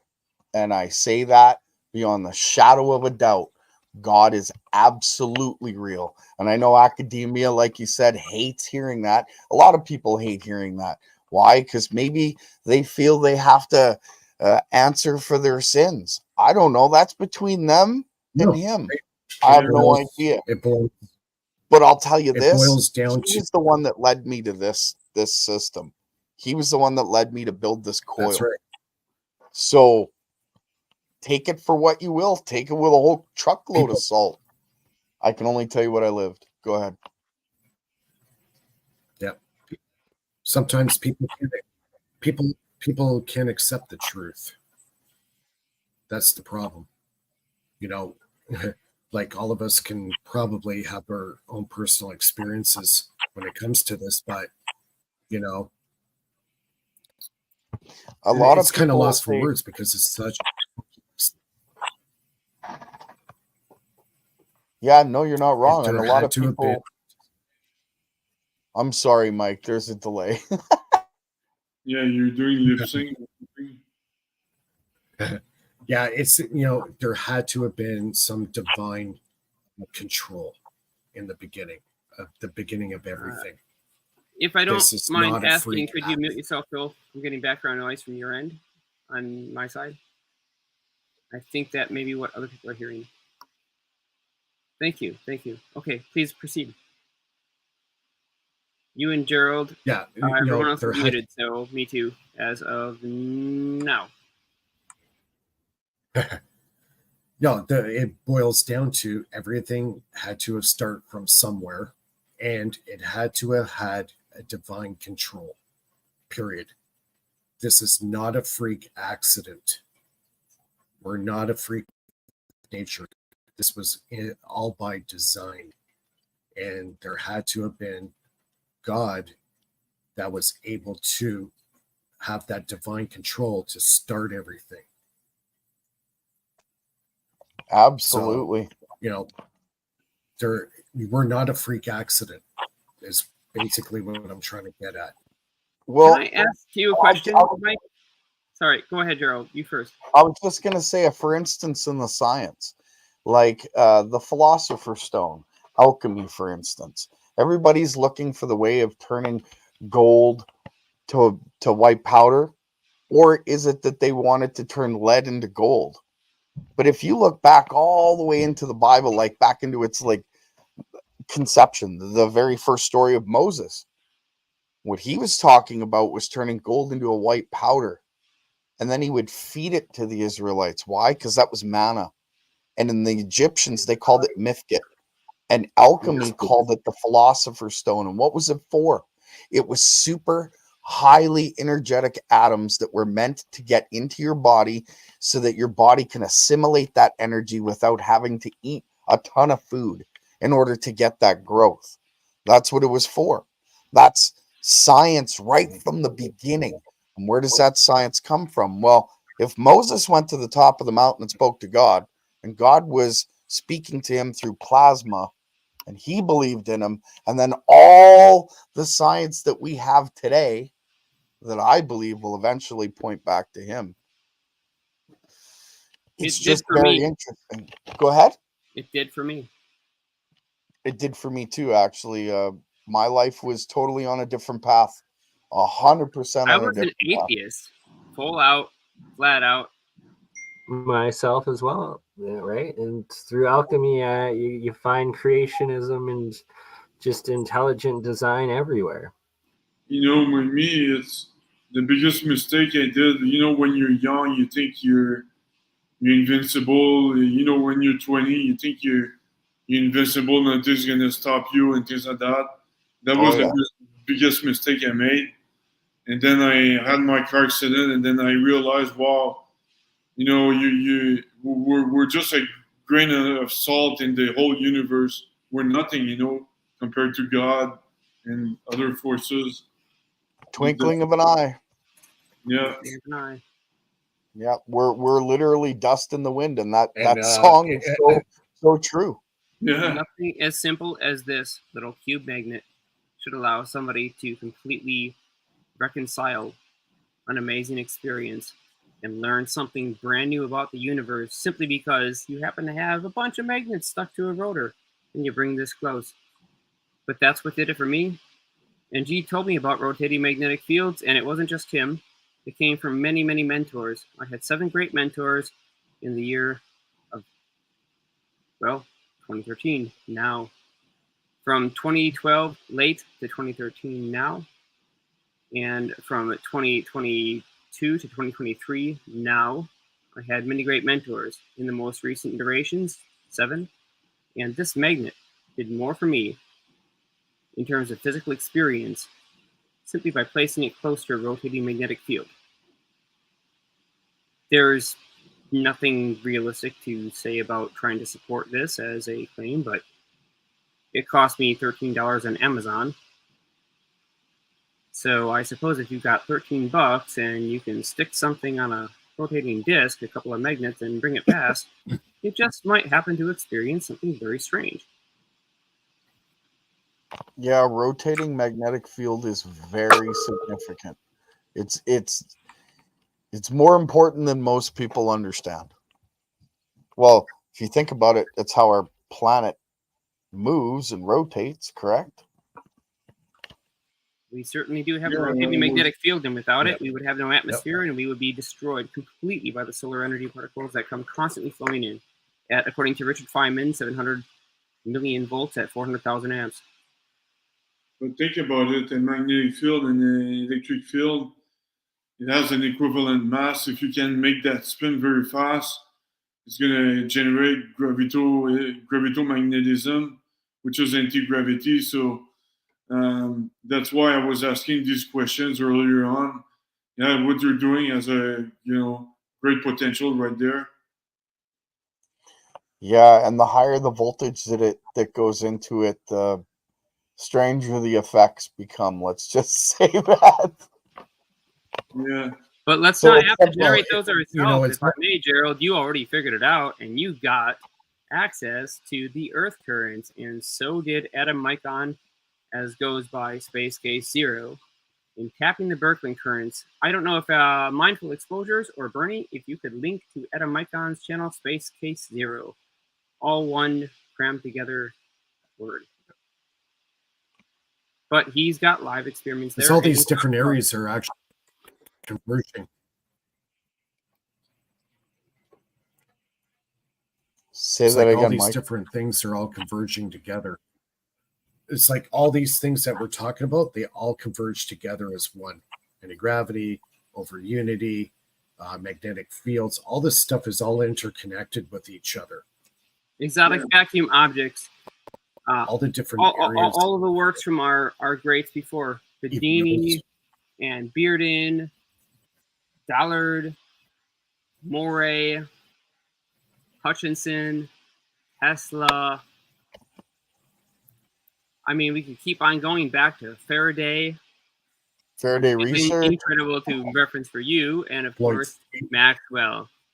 Even Heaviside had his contribution. Without him, if he didn't simplify the equations, we wouldn't have an electrical power grid, first off in the United States, and eventually copied and replicated elsewhere throughout the world.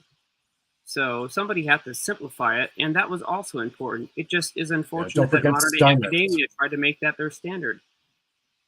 Well, there's a reason for everything, and everything has its reason. Yeah, don't forget Steinmetz. Yeah, Don't forget Steinmetz. Yes. He was a big part, too. Let's not forget Steinmetz. Anyway. And please, nobody bring up Ken Wheeler. Oh, yeah, he's really good. He... No, he's not. Sorry. Nobody bothered to give that guy a copy credit because it's just plagiarism. But he, well, I don't know. I don't watch all his episodes, but he actually noticed a gyroscope next to a neodymium magnet.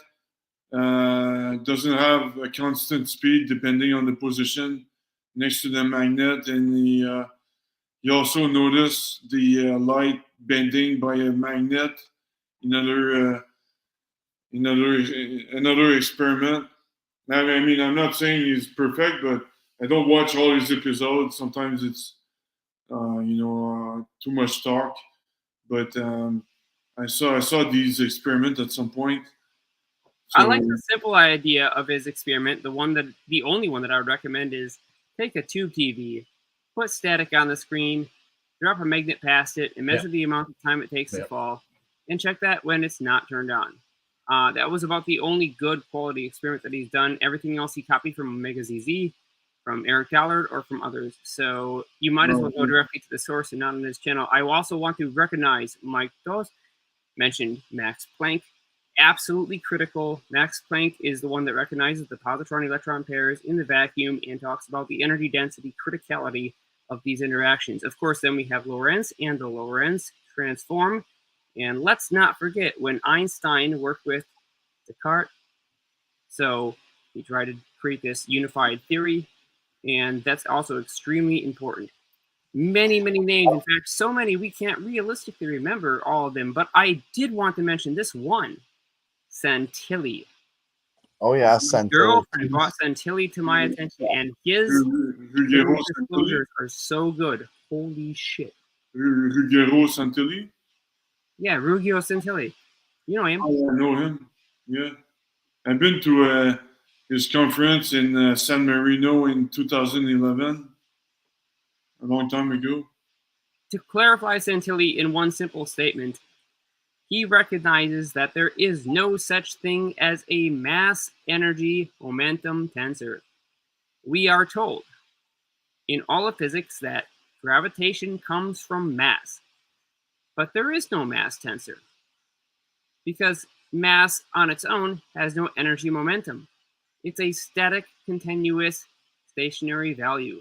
Therefore, there is no energy compared to the vacuum.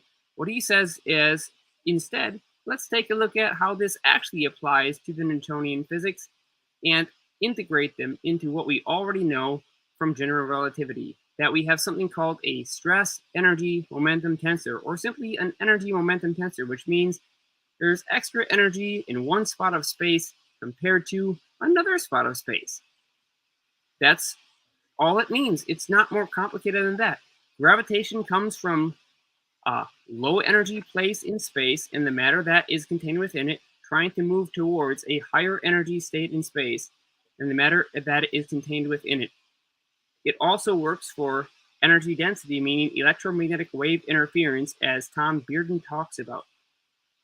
These concepts, they're not all too complicated, and in the end of the day, you add energy and momentum in the form of radio waves or accelerated charged particles or high velocity for randomized motion of particles, and you end up getting an amplified force of gravity, what we would call a gravito-electromagnetic field, meaning it's an all-encompassing term talking about how much stronger electromagnetism is than gravity and how it has a gravitational equivalent because the fields are too fast for the electric component or the magnetic component to actually take place in a measurable sense.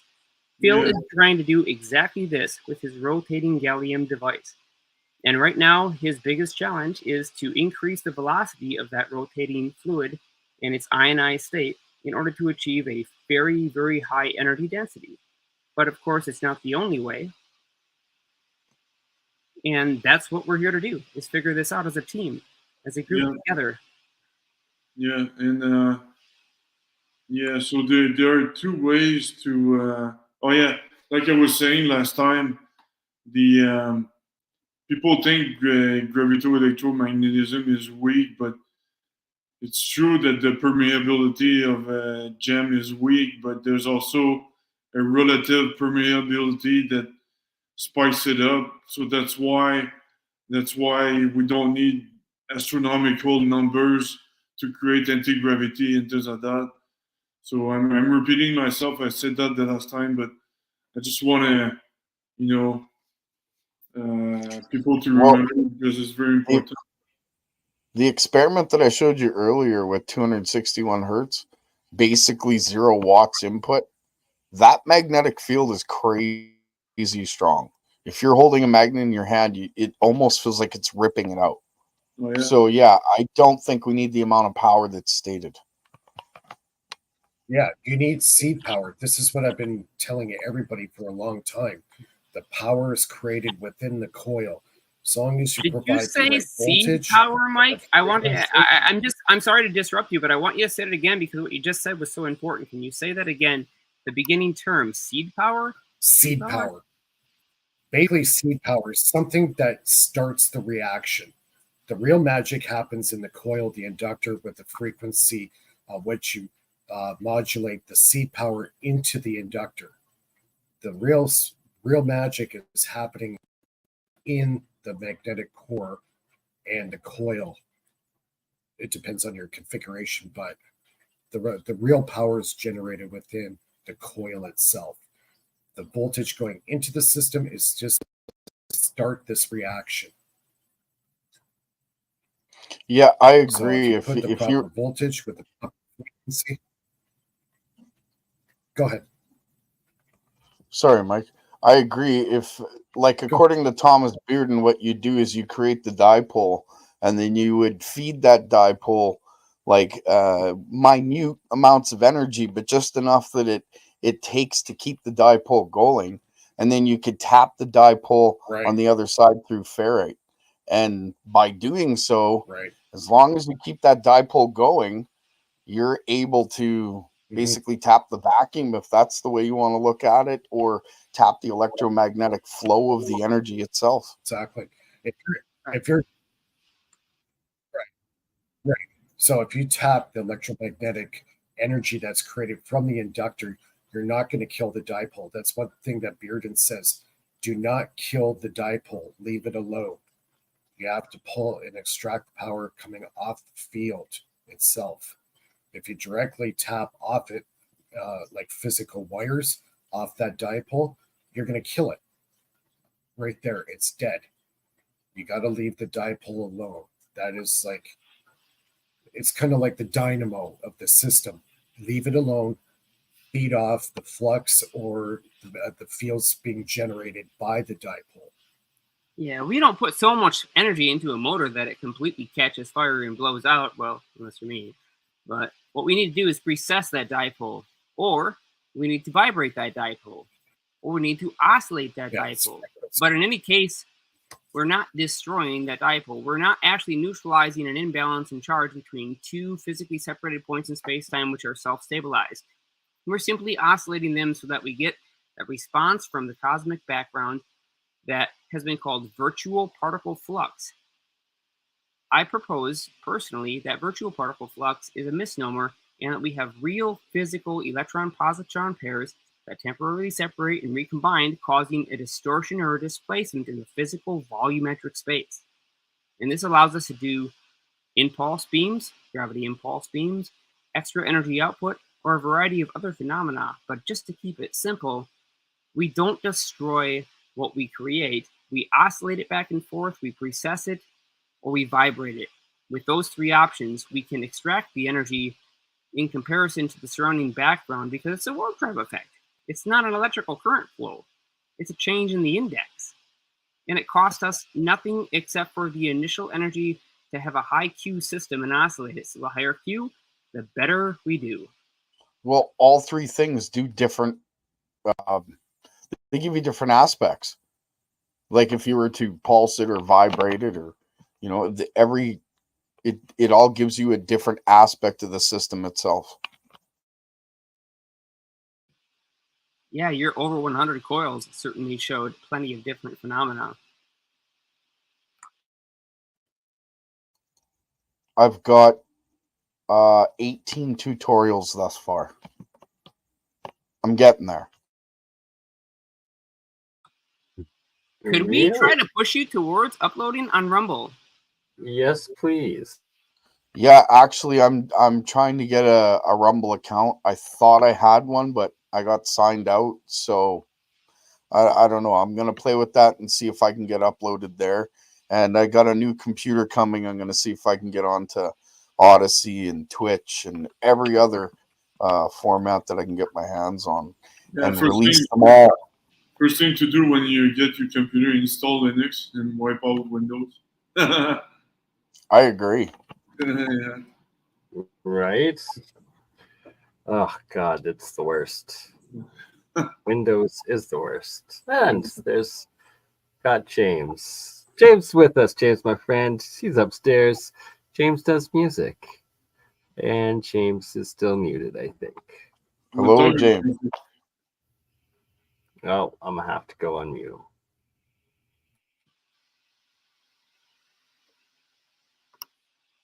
Somehow, turns out Falcon is still awake. You wanted to send him a link, yeah? Yeah, I've seen him in the chat. That's Mark.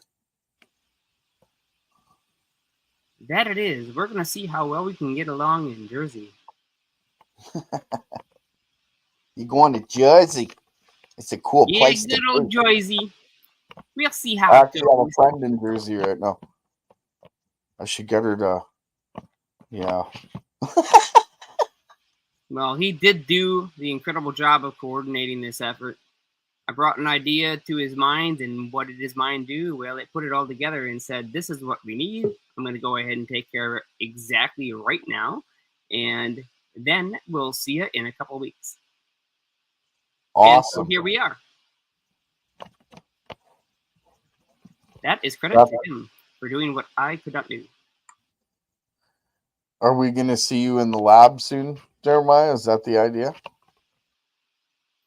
I would say it's pretty well inevitable that you'll be getting a live stream from me coming from there. Farganay, brother.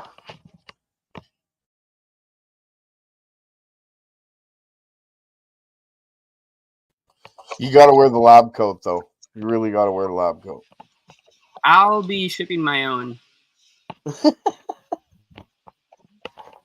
We actually already talked about that, ironically. Right on. I got to get myself one of those. I haven't got one yet. Oh. But I'm going to have to dip out, guys. Yeah, it seems about that time. There All are right. I've got to do as well. So I got a few things to do, and then I gotta get up early. You know how it is. So fair enough. Well, I guess we'll just do this again next week and have Mark on as well, Falcon Space, and for next Saturday, I'm going to aim to do the Science of Sound, where we will have James back on, as well as Ominous beatboxing again, and get into mixing the science into music and trying to make that music that heals. you bring Ominous back on next weekend. I'll pull out my harmonica set.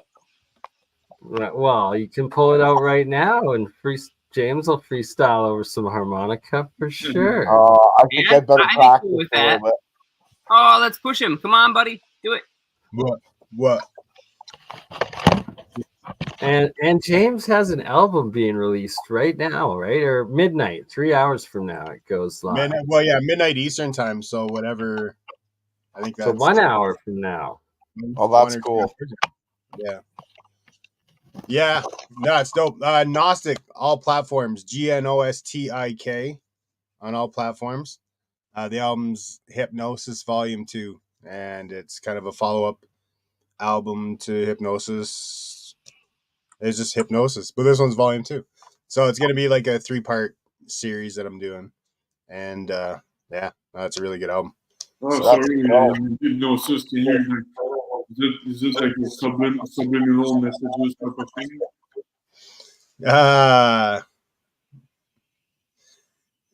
There's elements of it that's like healing, I think, like because I do like chant, like some forms of like chanting in some songs, you know. Okay.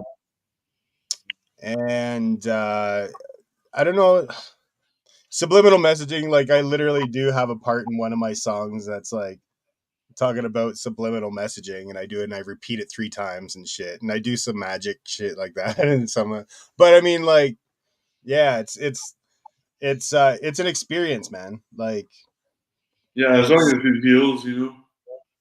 yeah, and for me, like it's healing. It's like a journal, you know. It's like having a journal to be able to, like, you know, share with the world. And then, you know, I think that's the coolest thing as any kind of artist, whether you have anything that you can give to somebody and have them enjoy it, you know. Yeah, And you have put your heart them get out there. have them get something out of it. If they're like, you know what, man, like when you said this one thing, like it made me understand this thing about me or my life. Like that's the gem of music, right? And I think that's what I like about it a lot. So Yeah, That's art. As a fellow DJ and music producer, I can certainly agree with exactly what you're saying there. I've used music on many occasions to even assist in the process of reaching breakthroughs, scientifically wise. I think music can change. Music can, and I believe it still will change the world. It has that ability to cross barriers of perception with feeling. Actually, Music with soul. The music Yeah. with soul resonates. You can't. It doesn't matter. It doesn't matter what you think about something. If you feel something, it could change your perspective on something altogether. And I think that music is one of those only mediums that can do that. And it doesn't matter what language you are. And I think that's why in a lot of cases, I think in some ways, I think English people in general, because of our white magic past, I think we've mastered that. And I think that's what makes us such good singers. And going beyond that to the super esoteric woo-woo, I just got to mention it before G has to go here. He's found that very specific frequencies, because they're so controlled and because the rise time is such an insanely fast, ludicrous speed, certain frequencies have really profound effects on human psychology. Yeah, it makes you smarter. Sometimes I hope he can comment before he goes. So let's just give him the floor. Yeah, absolutely. In fact, if you're playing with the wrong frequency, you could cause issues amongst people that are around you. While I was doing experiments, I inadvertently, accidentally, I'll say that, disclaimer, caused arguments between everybody in my house. They all started bickering at little, just small things.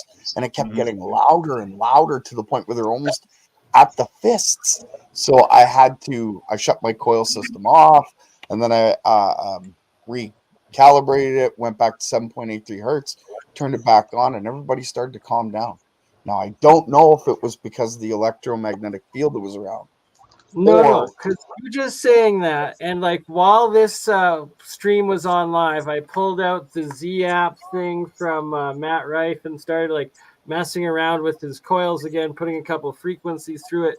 And I haven't done that since the first time I did it, because like I would get like all tense and like start getting angry from like having it on, because it wouldn't.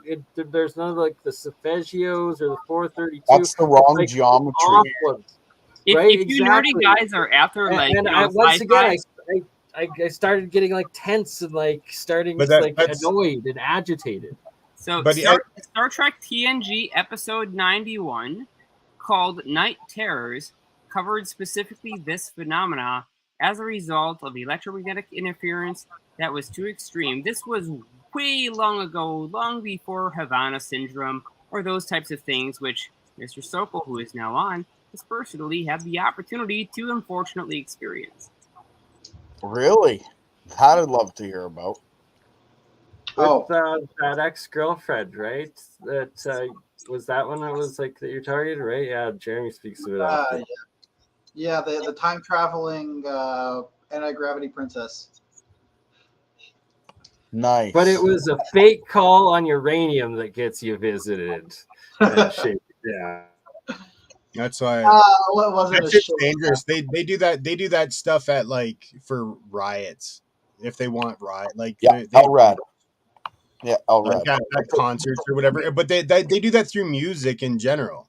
Like that's why like there's such low vibrational music that gets That's pumped, exactly what it you is. know, and like because there are certain frequencies, and that's why I say like my album's a journey of that. It goes through the highs and the lows through that, and I think that's why I think humans are better equipped with being able to. If humans are the producers of the psychological warfare, it's a lot safer than those like just blank like just emittances because that's uncontrollable, you know, and it creates You're right. such a wave, and like you can control it, like DJs control it at clubs through music that they play and everything like that. Like everything's on a frequency, right? So like Yeah, I can tell you from being on Absolutely. stage in front of almost 10,000 people that you feel it. oh dude, I've had thoughts of like, you know what, like I wouldn't doubt it if one day you could have levitation from frequency on stage. Like I've been so close to being in front of a huge number of people that, you know, and playing these tracks. I actually had a little roster labeled Levitation, and I never played it.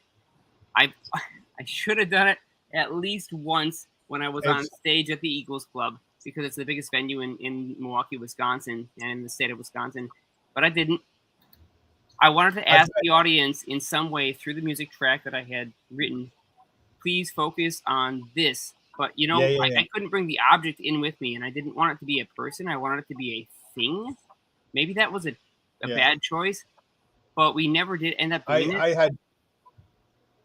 I had visions of it once, of what it was, and its intention. Everybody has to intend on something, and what it was somebody was dead, and the intention was for levitation and to bring back to life, and it happened through through harmony and frequency and chanting and love and music and positive vibrations and shit like that. How are you supposed to present that to an audience of a bunch of people who probably at least a third of them are on some substance or maybe completely disconnected from reality? I mean, how do you actually bring that out?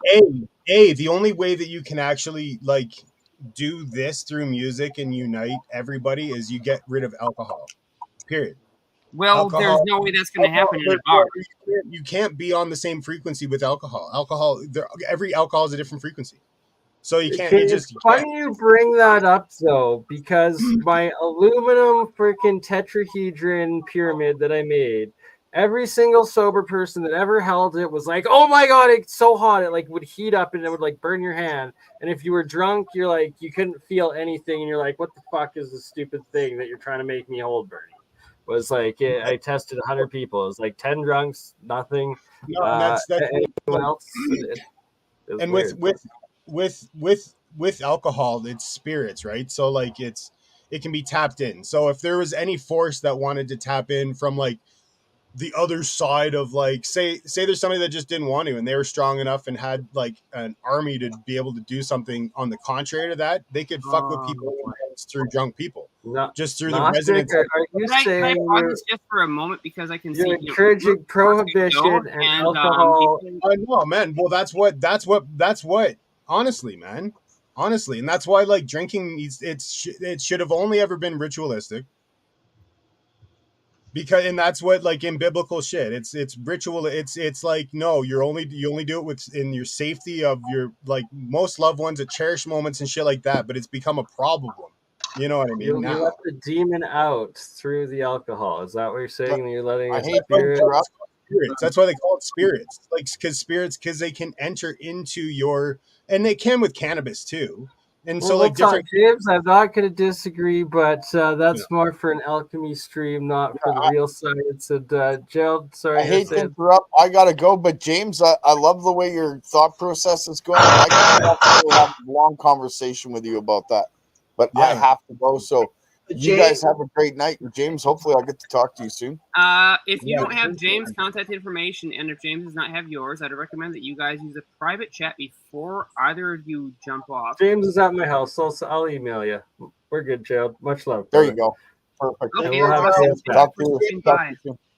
And my MC name is there's a K at the end of it now, BurnEye. I don't know why, but the rebranding of Gnostic with later, guys. K now, my rebranding. I don't know.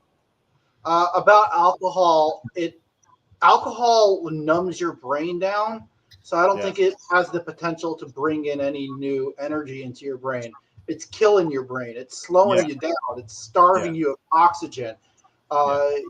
You can get other spirits in there, and by spirits meaning like wave patterns in your brain that make you think of different things. But those are more like the hallucinogenics and the weed and stuff like that can do that. I don't think alcohol can do. Alcohol does bring us back to our root, and our root is our animalistic body. So humans get into fights. They get violent when they're drunk. Yeah. But I don't think it brings in any other, energies. Not that it's good at all. No, it's not. But Jeremiah knows a lot more about alcohol than I do. Yeah, I'm a big fan of the ethanol. I've brewed it all my life, and it runs in my family bloodline. It happens to be that we have a really ridiculously high tolerance. Actually, when Mark and I first met, and before we started APEC together, well, we both kind of devolved in it, but he's since quit that, and I think he's refined down to a lot cleaner substances that aren't ethanol. So I agree with what he's saying there. Ethanol sucks. It's actually a kind of crappy substance, and overall it doesn't really seem to give us any major benefit in the long term, but it certainly helps reduce the stress in the short term. Unfortunately, it's just a fake. It's like a cheap patch. Actually, can I pitch in something? I was after my car accident, I was completely amorphous. I had no feeling or anything, and doctor said not to drink alcohol. That's exactly I did the opposite. I moved to San Diego, started drinking like crazy, and then I kind of rejuvenated me. I kind of had life back into me, because when I read a paper about alcohol saying when you drink alcohol and then you stop, you're gonna have a neurogenesis in your brain. So I figured, well, I'm gonna drink, stop for a while, and then drink again, stop, and go in a cycle like that. It obviously did not make me dumber than I was. So I don't think I'm dumber than who I was 20 years ago. So that's What is? Oh, that is temporarily over there at Mark. I'm going to just mute him for a second because that drill is rather loud. I think it was him. Yeah, Mark is on mute right now. He's always working. Oh, I'm not always working, but actually today we're we're setting up LabVIEW over here to like get in all of the data from the different experiments. And I decided it's finally time to do some wire management. So I'm doing some sexy wire management. Just trying to tighten everything up and make room for it. It actually looks pretty nice. Let me give you guys a zoom in on it. Free lab tour. Super Yeah. cut from Falcon Space. Yeah, so we got the wires like all organized, power supply hanging on the ceiling. That one's over there. Everything's pushed back as far as possible. And next, I got to clean up all this wire mess. That's it. That's very nice. Looking good, Mark. Well, you could show a little bit of the preview of some of the materials we'll be working with in just a little over a week. It's on the other side. Sorry, I don't know it over here, but those magnets scare me. They're very powerful. The neodymium magnets. Some of the best. Shit, not the stuff you buy on Amazon. They're the real shit. Yeah. Yeah, the N52s you buy on Amazon are not N52s. They're closer to N38s, to be honest. You may as well call them refrigerator magnets because that's about as good as they are. No, not everything on Amazon is the same, but yeah, the stuff on KJ Magnetics is definitely really good. Really good shit there. I've heard good things about Super Magnet Man too. Just never got anything from there. But I believe they're focused more on custom magnet shapes. Yeah, we're not going to need custom magnets. That may serve us very well later on down the line. I bought mine from Magnets for less from Seattle, I think. It was like $200 for the one ring magnet.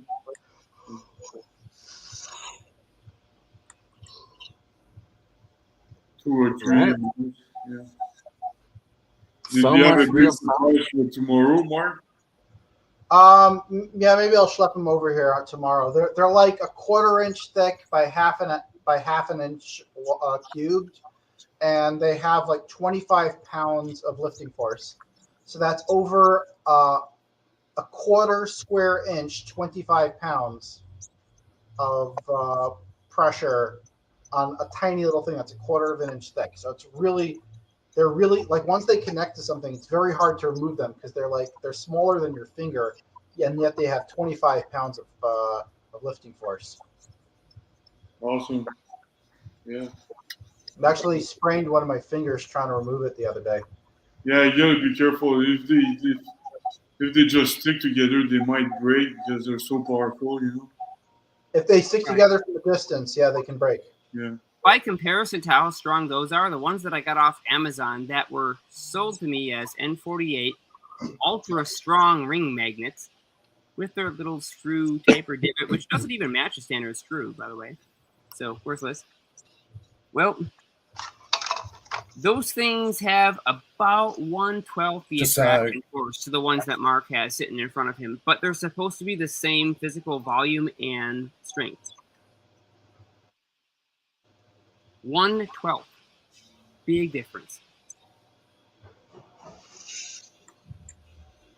Could you explain your apparatus to us, Mike? Yeah, I got the working on the heat engine. So I got I water jetted the new cylinder.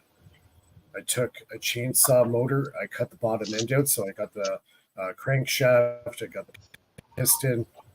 I got all that there. And then I'm just, I put a special cement sealer to seal everything up. It can handle 5,200 PSI. So I've sealed it up. It's curing still right now. I'll be working on the top end probably tomorrow. And hopefully maybe by Sunday I might be able to fire it up for the first time. So what's unique about these heat engines is it could take any fuel source. It could be alcohol, it could be kerosene, it could be wood.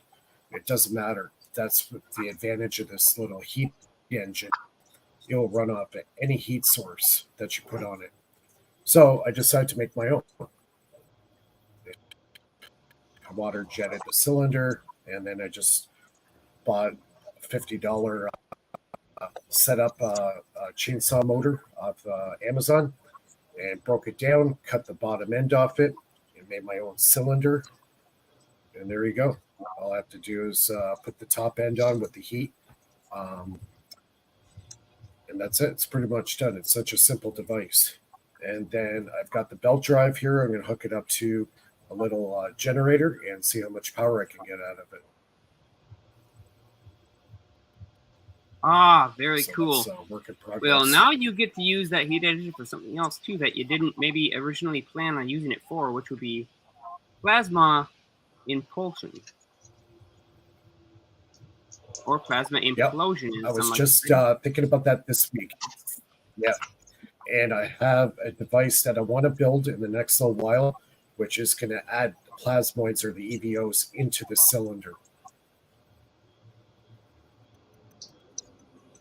So it's going to use a high voltage static discharge, go into a chamber where I'm going to have ultrasonic fogger, make the fog, charge it with the high voltage static electricity, and then pump those plasmoids directly into the heat engine and see if I get any performance increase.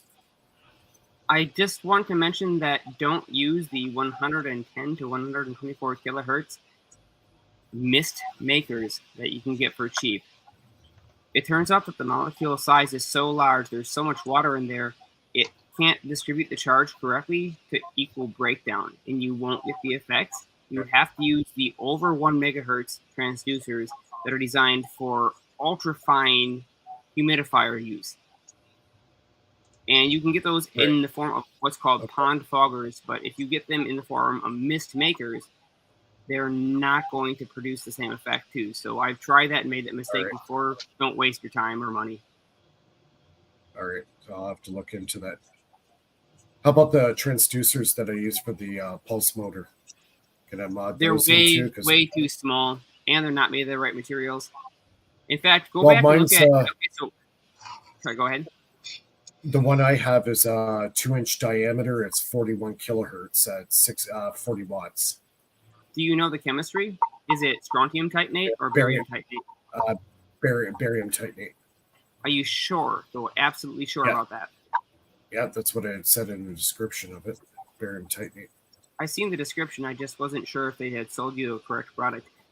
If it was and you were getting OU, it would have been in the form of the impulse, and you would have never seen it on your multimeters or on your cheap little watt meters that Gerald and both you are using. Right. They're actually ones I suggested to both of you guys, but unfortunately I have to kind of apologize for that because I later realized the conversions are completely invisible on the watt meters and on your very high-end, even something as high as a $600 Fluke plant meter or 5 series multimeter. You can't see the impulses, but they convert inside the battery in the electrolytic materials. So as Bearden and Bedini had talked about, well, Bedini did his little speech, right? And he said they work in AGM lead acids, they work in liquid flooded cell lead acids, they work in gel cell lead acids, they work in large military lead acids, and they also work in diesel stack cell lead acids. So you have these many options, but he noticed that it seems for some reason,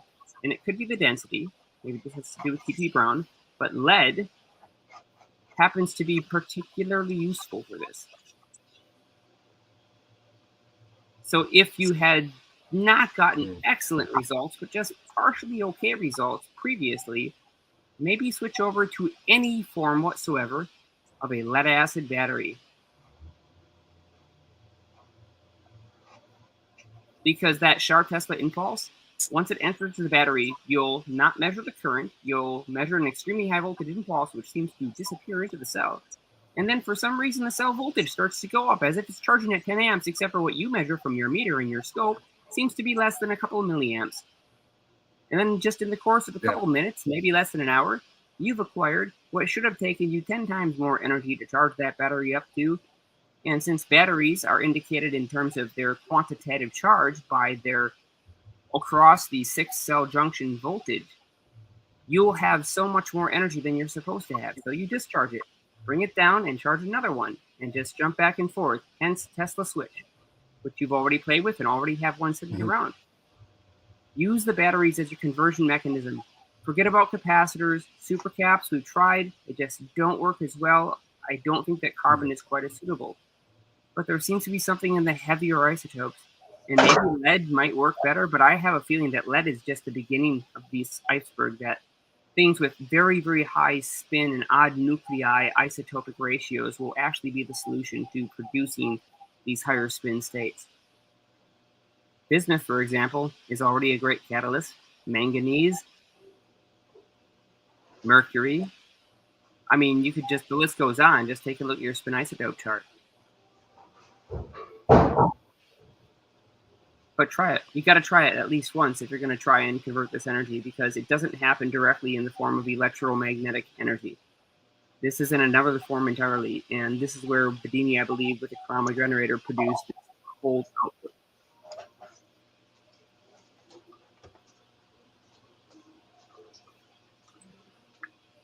Did we lose him? Nope.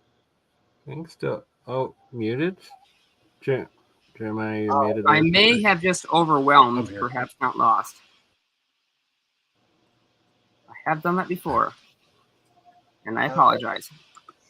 I brought the materials over for the magnet spinner, at least some of them.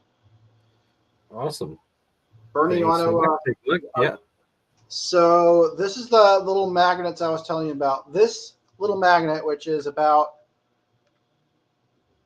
yay big, size of my pinky, maybe a little bit bigger, quarter by half, can lift 25 pounds. That is very impressive for a magnet this small. What? That's 20, really? This is a 25-pound pole magnet, yes. Can you like feel the magnetism force in your finger almost? Is that like it's so strong? Not really. Not really. It's about a half a Tesla. So it's at a higher magnetic field than what we're doing some of the EPR experiments at. But that's only right at the surface. Of course, the field dies off very quickly with this. So what we're doing is we're sticking these, a bunch of them in a circle. This is going to be cut up, and this is going to go onto this massive motor over here with the motor controller, and it's going to rotate around very rapidly, and that will create thrust somehow. Here's a larger one to make a bigger one, bigger version of the same thing. Jeremiah, you want to explain how this makes thrust? Basically the Harold Tavares drive concept. There we go. Yeah, I recently installed this thing that Gerald suggested on my computer, which allows me to watch YouTube videos at many times the maximum 1.5x speed.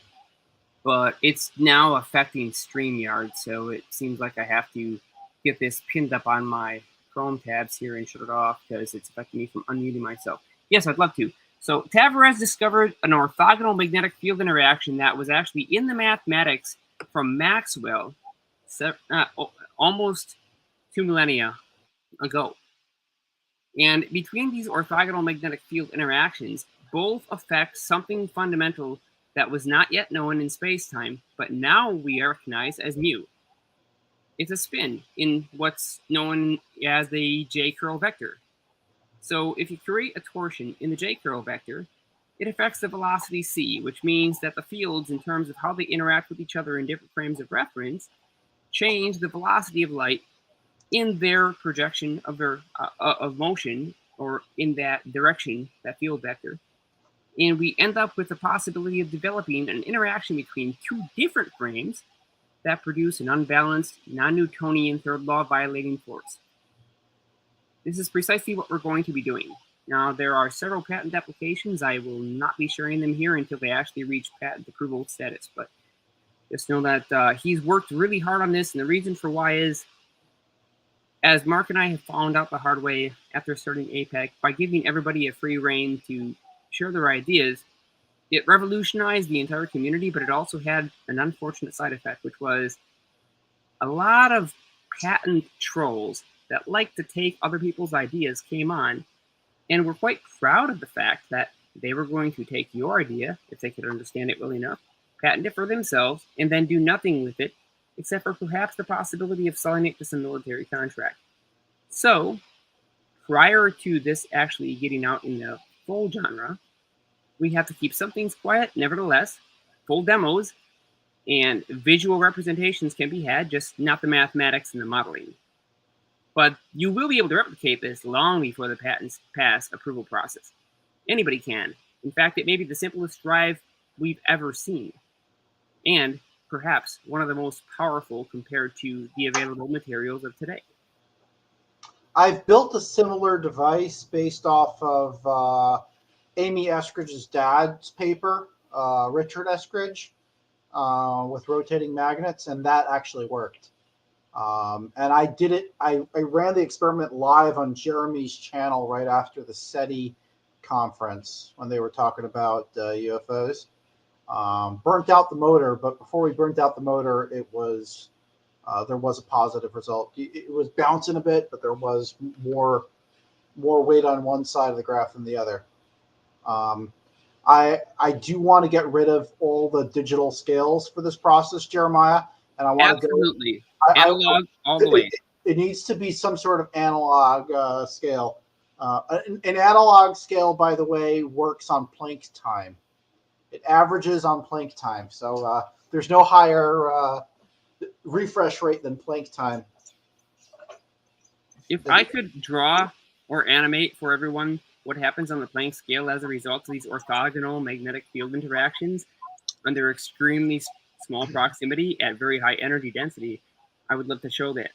But I have to work with somebody who's just phenomenal at 3D modeling and can understand the speaking words of a crazy person, which would be me.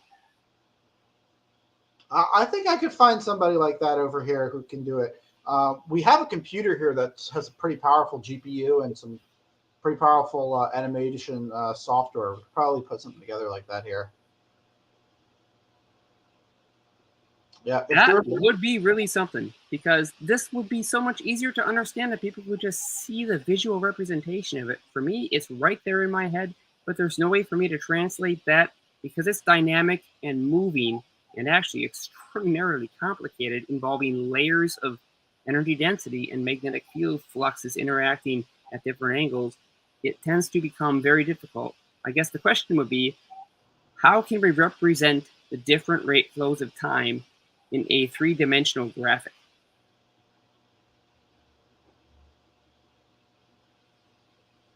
What about spin shedding? Isn't that a possibility of how this Tavares devices works?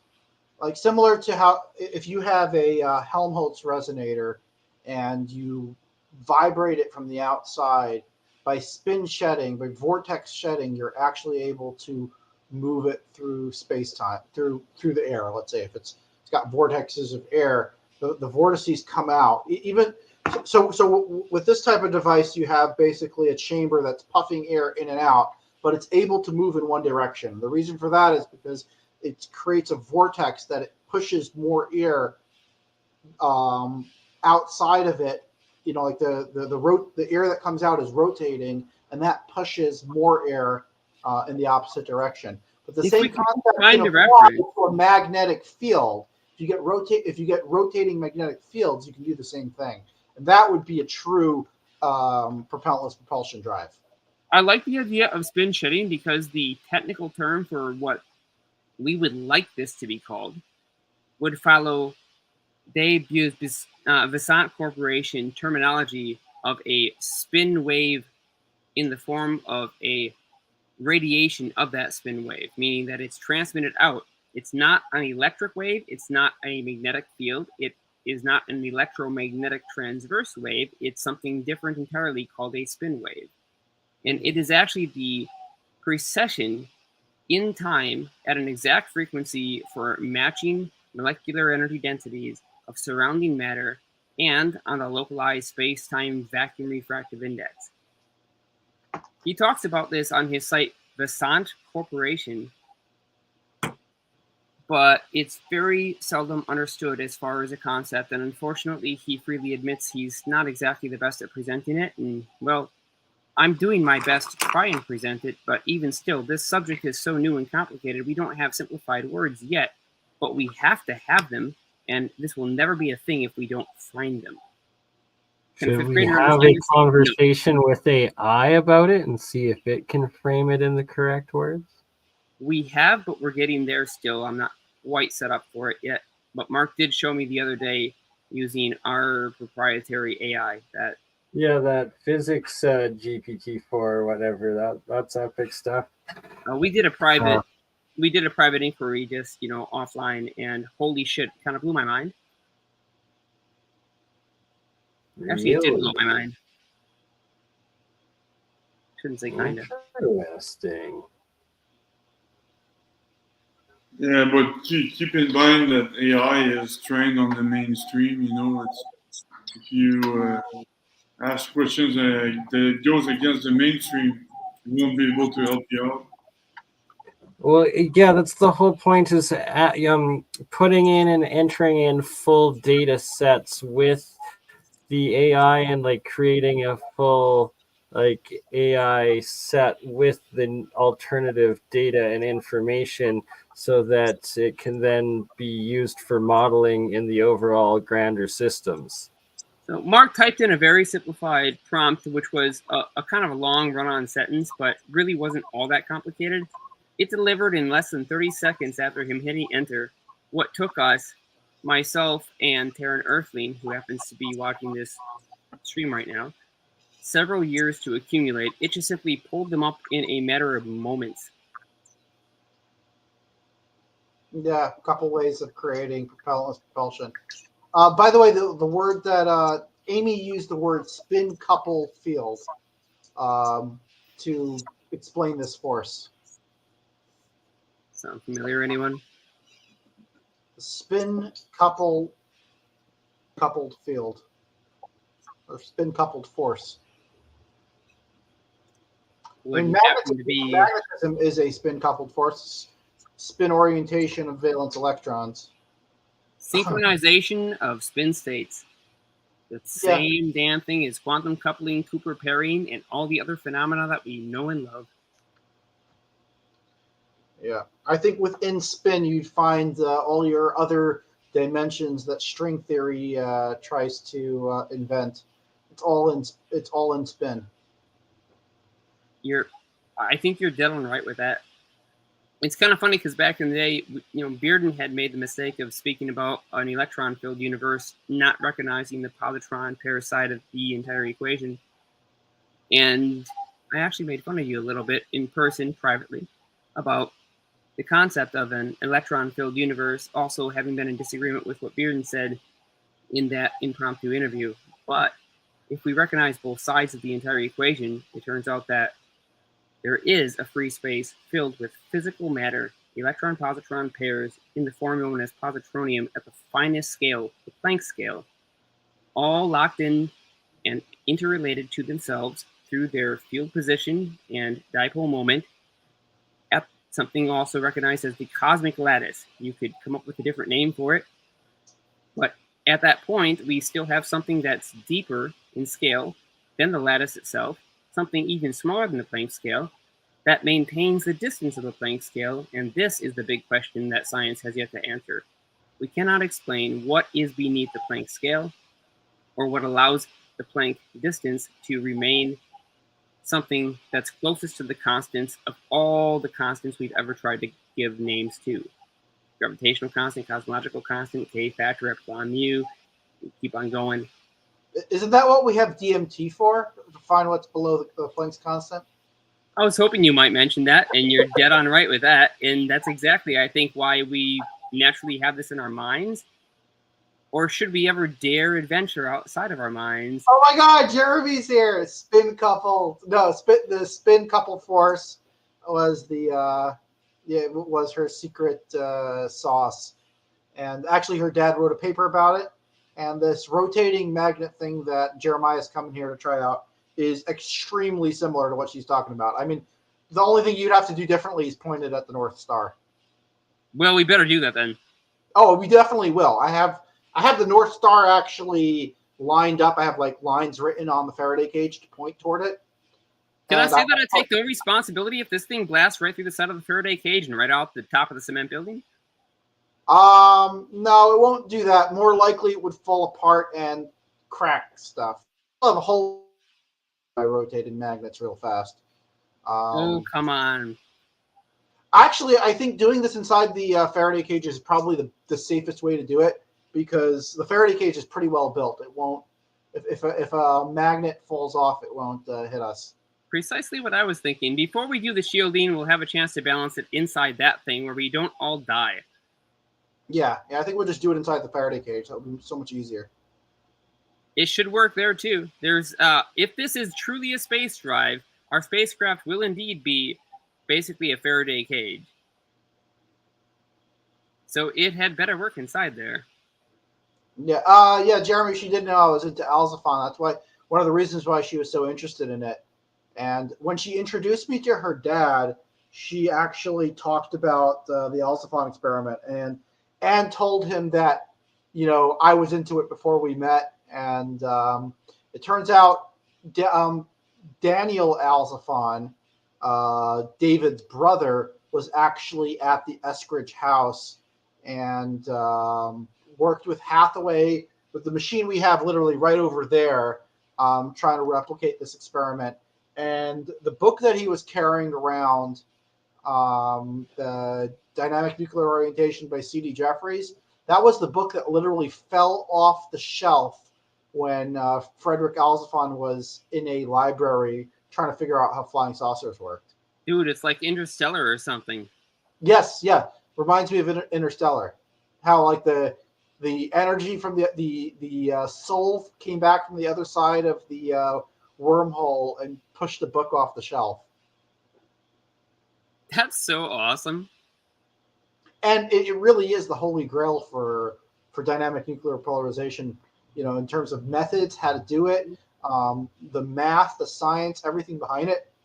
There's no other book that comes close to the breadth and depth of scientific knowledge on this specific subject. And it was published in 1963. Think about that. 1963.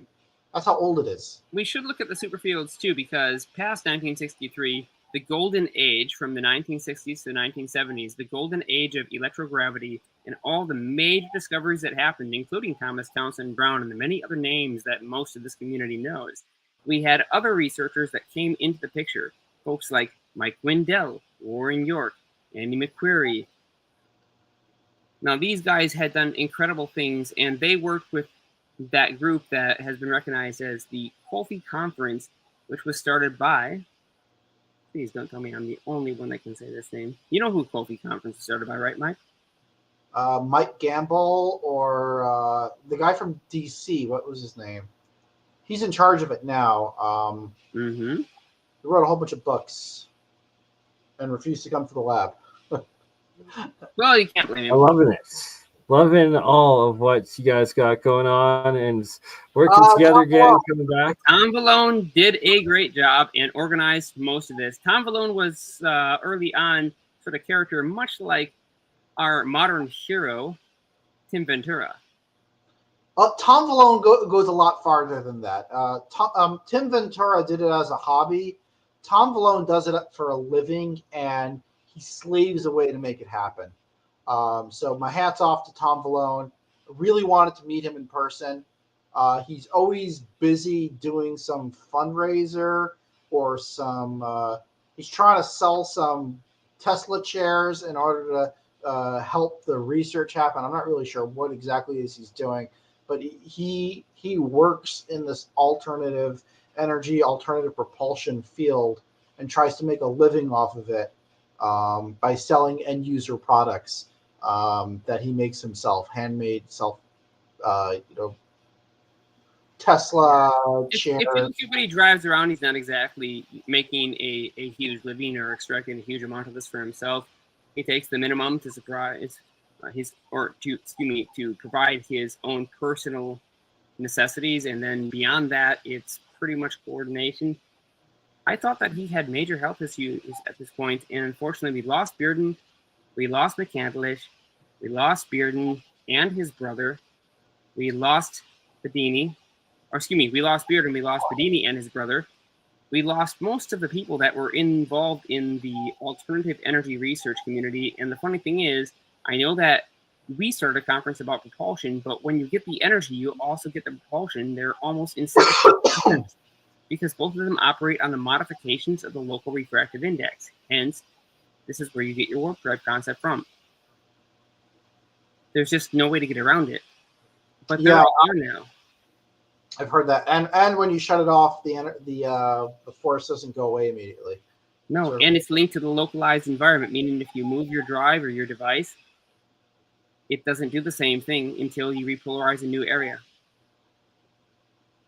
Also, Mark McCandlish and Paul Violette have all passed away as well. Oh, the Violette, definitely a very good name to mention. And we got them on legend and pillar. That's really cool. Oh, by the way, hats off to your new lab coat. I haven't seen it yet, but if you want, we have patches that you can put on it too for APAC or Falcon Space, whatever you like. Oh, I'd like to put APAC on there perhaps, but I was thinking, slamming it with an exotic propulsion. I just have to send it there. They take a little too long to ship. Do you have an exotic propulsion logo? Just a couple of pieces of text. Okay, I actually can. I can make something on the Cree cut, but I can't do something like it as nice as your logo. I could make a iron-on patch on the Cree cut machine. You could decide if you want to use that. If it sticks for a week, it'll be good enough for me. I don't wear. I'm just having my embroidery machine. I have not worn a lab coat in so long, actually. To be honest with you. Well, when we go to show this, it might be something fun. Yeah, it'll be fun. I haven't put on a lab coat in a while. It definitely makes things exciting. Yeah, since we already know this works, real science. At this point, it's just about really showing people something very fascinating and interesting. And so, if the rather innocuous part of this show or demo happens to involve lab coats, then so be it. Of course, we don't need them because it works on its own. It already is, but it seems very garage inventor, and we might as well throw something on. Well, I do have a bottle of champagne that's been sitting in that fridge for years.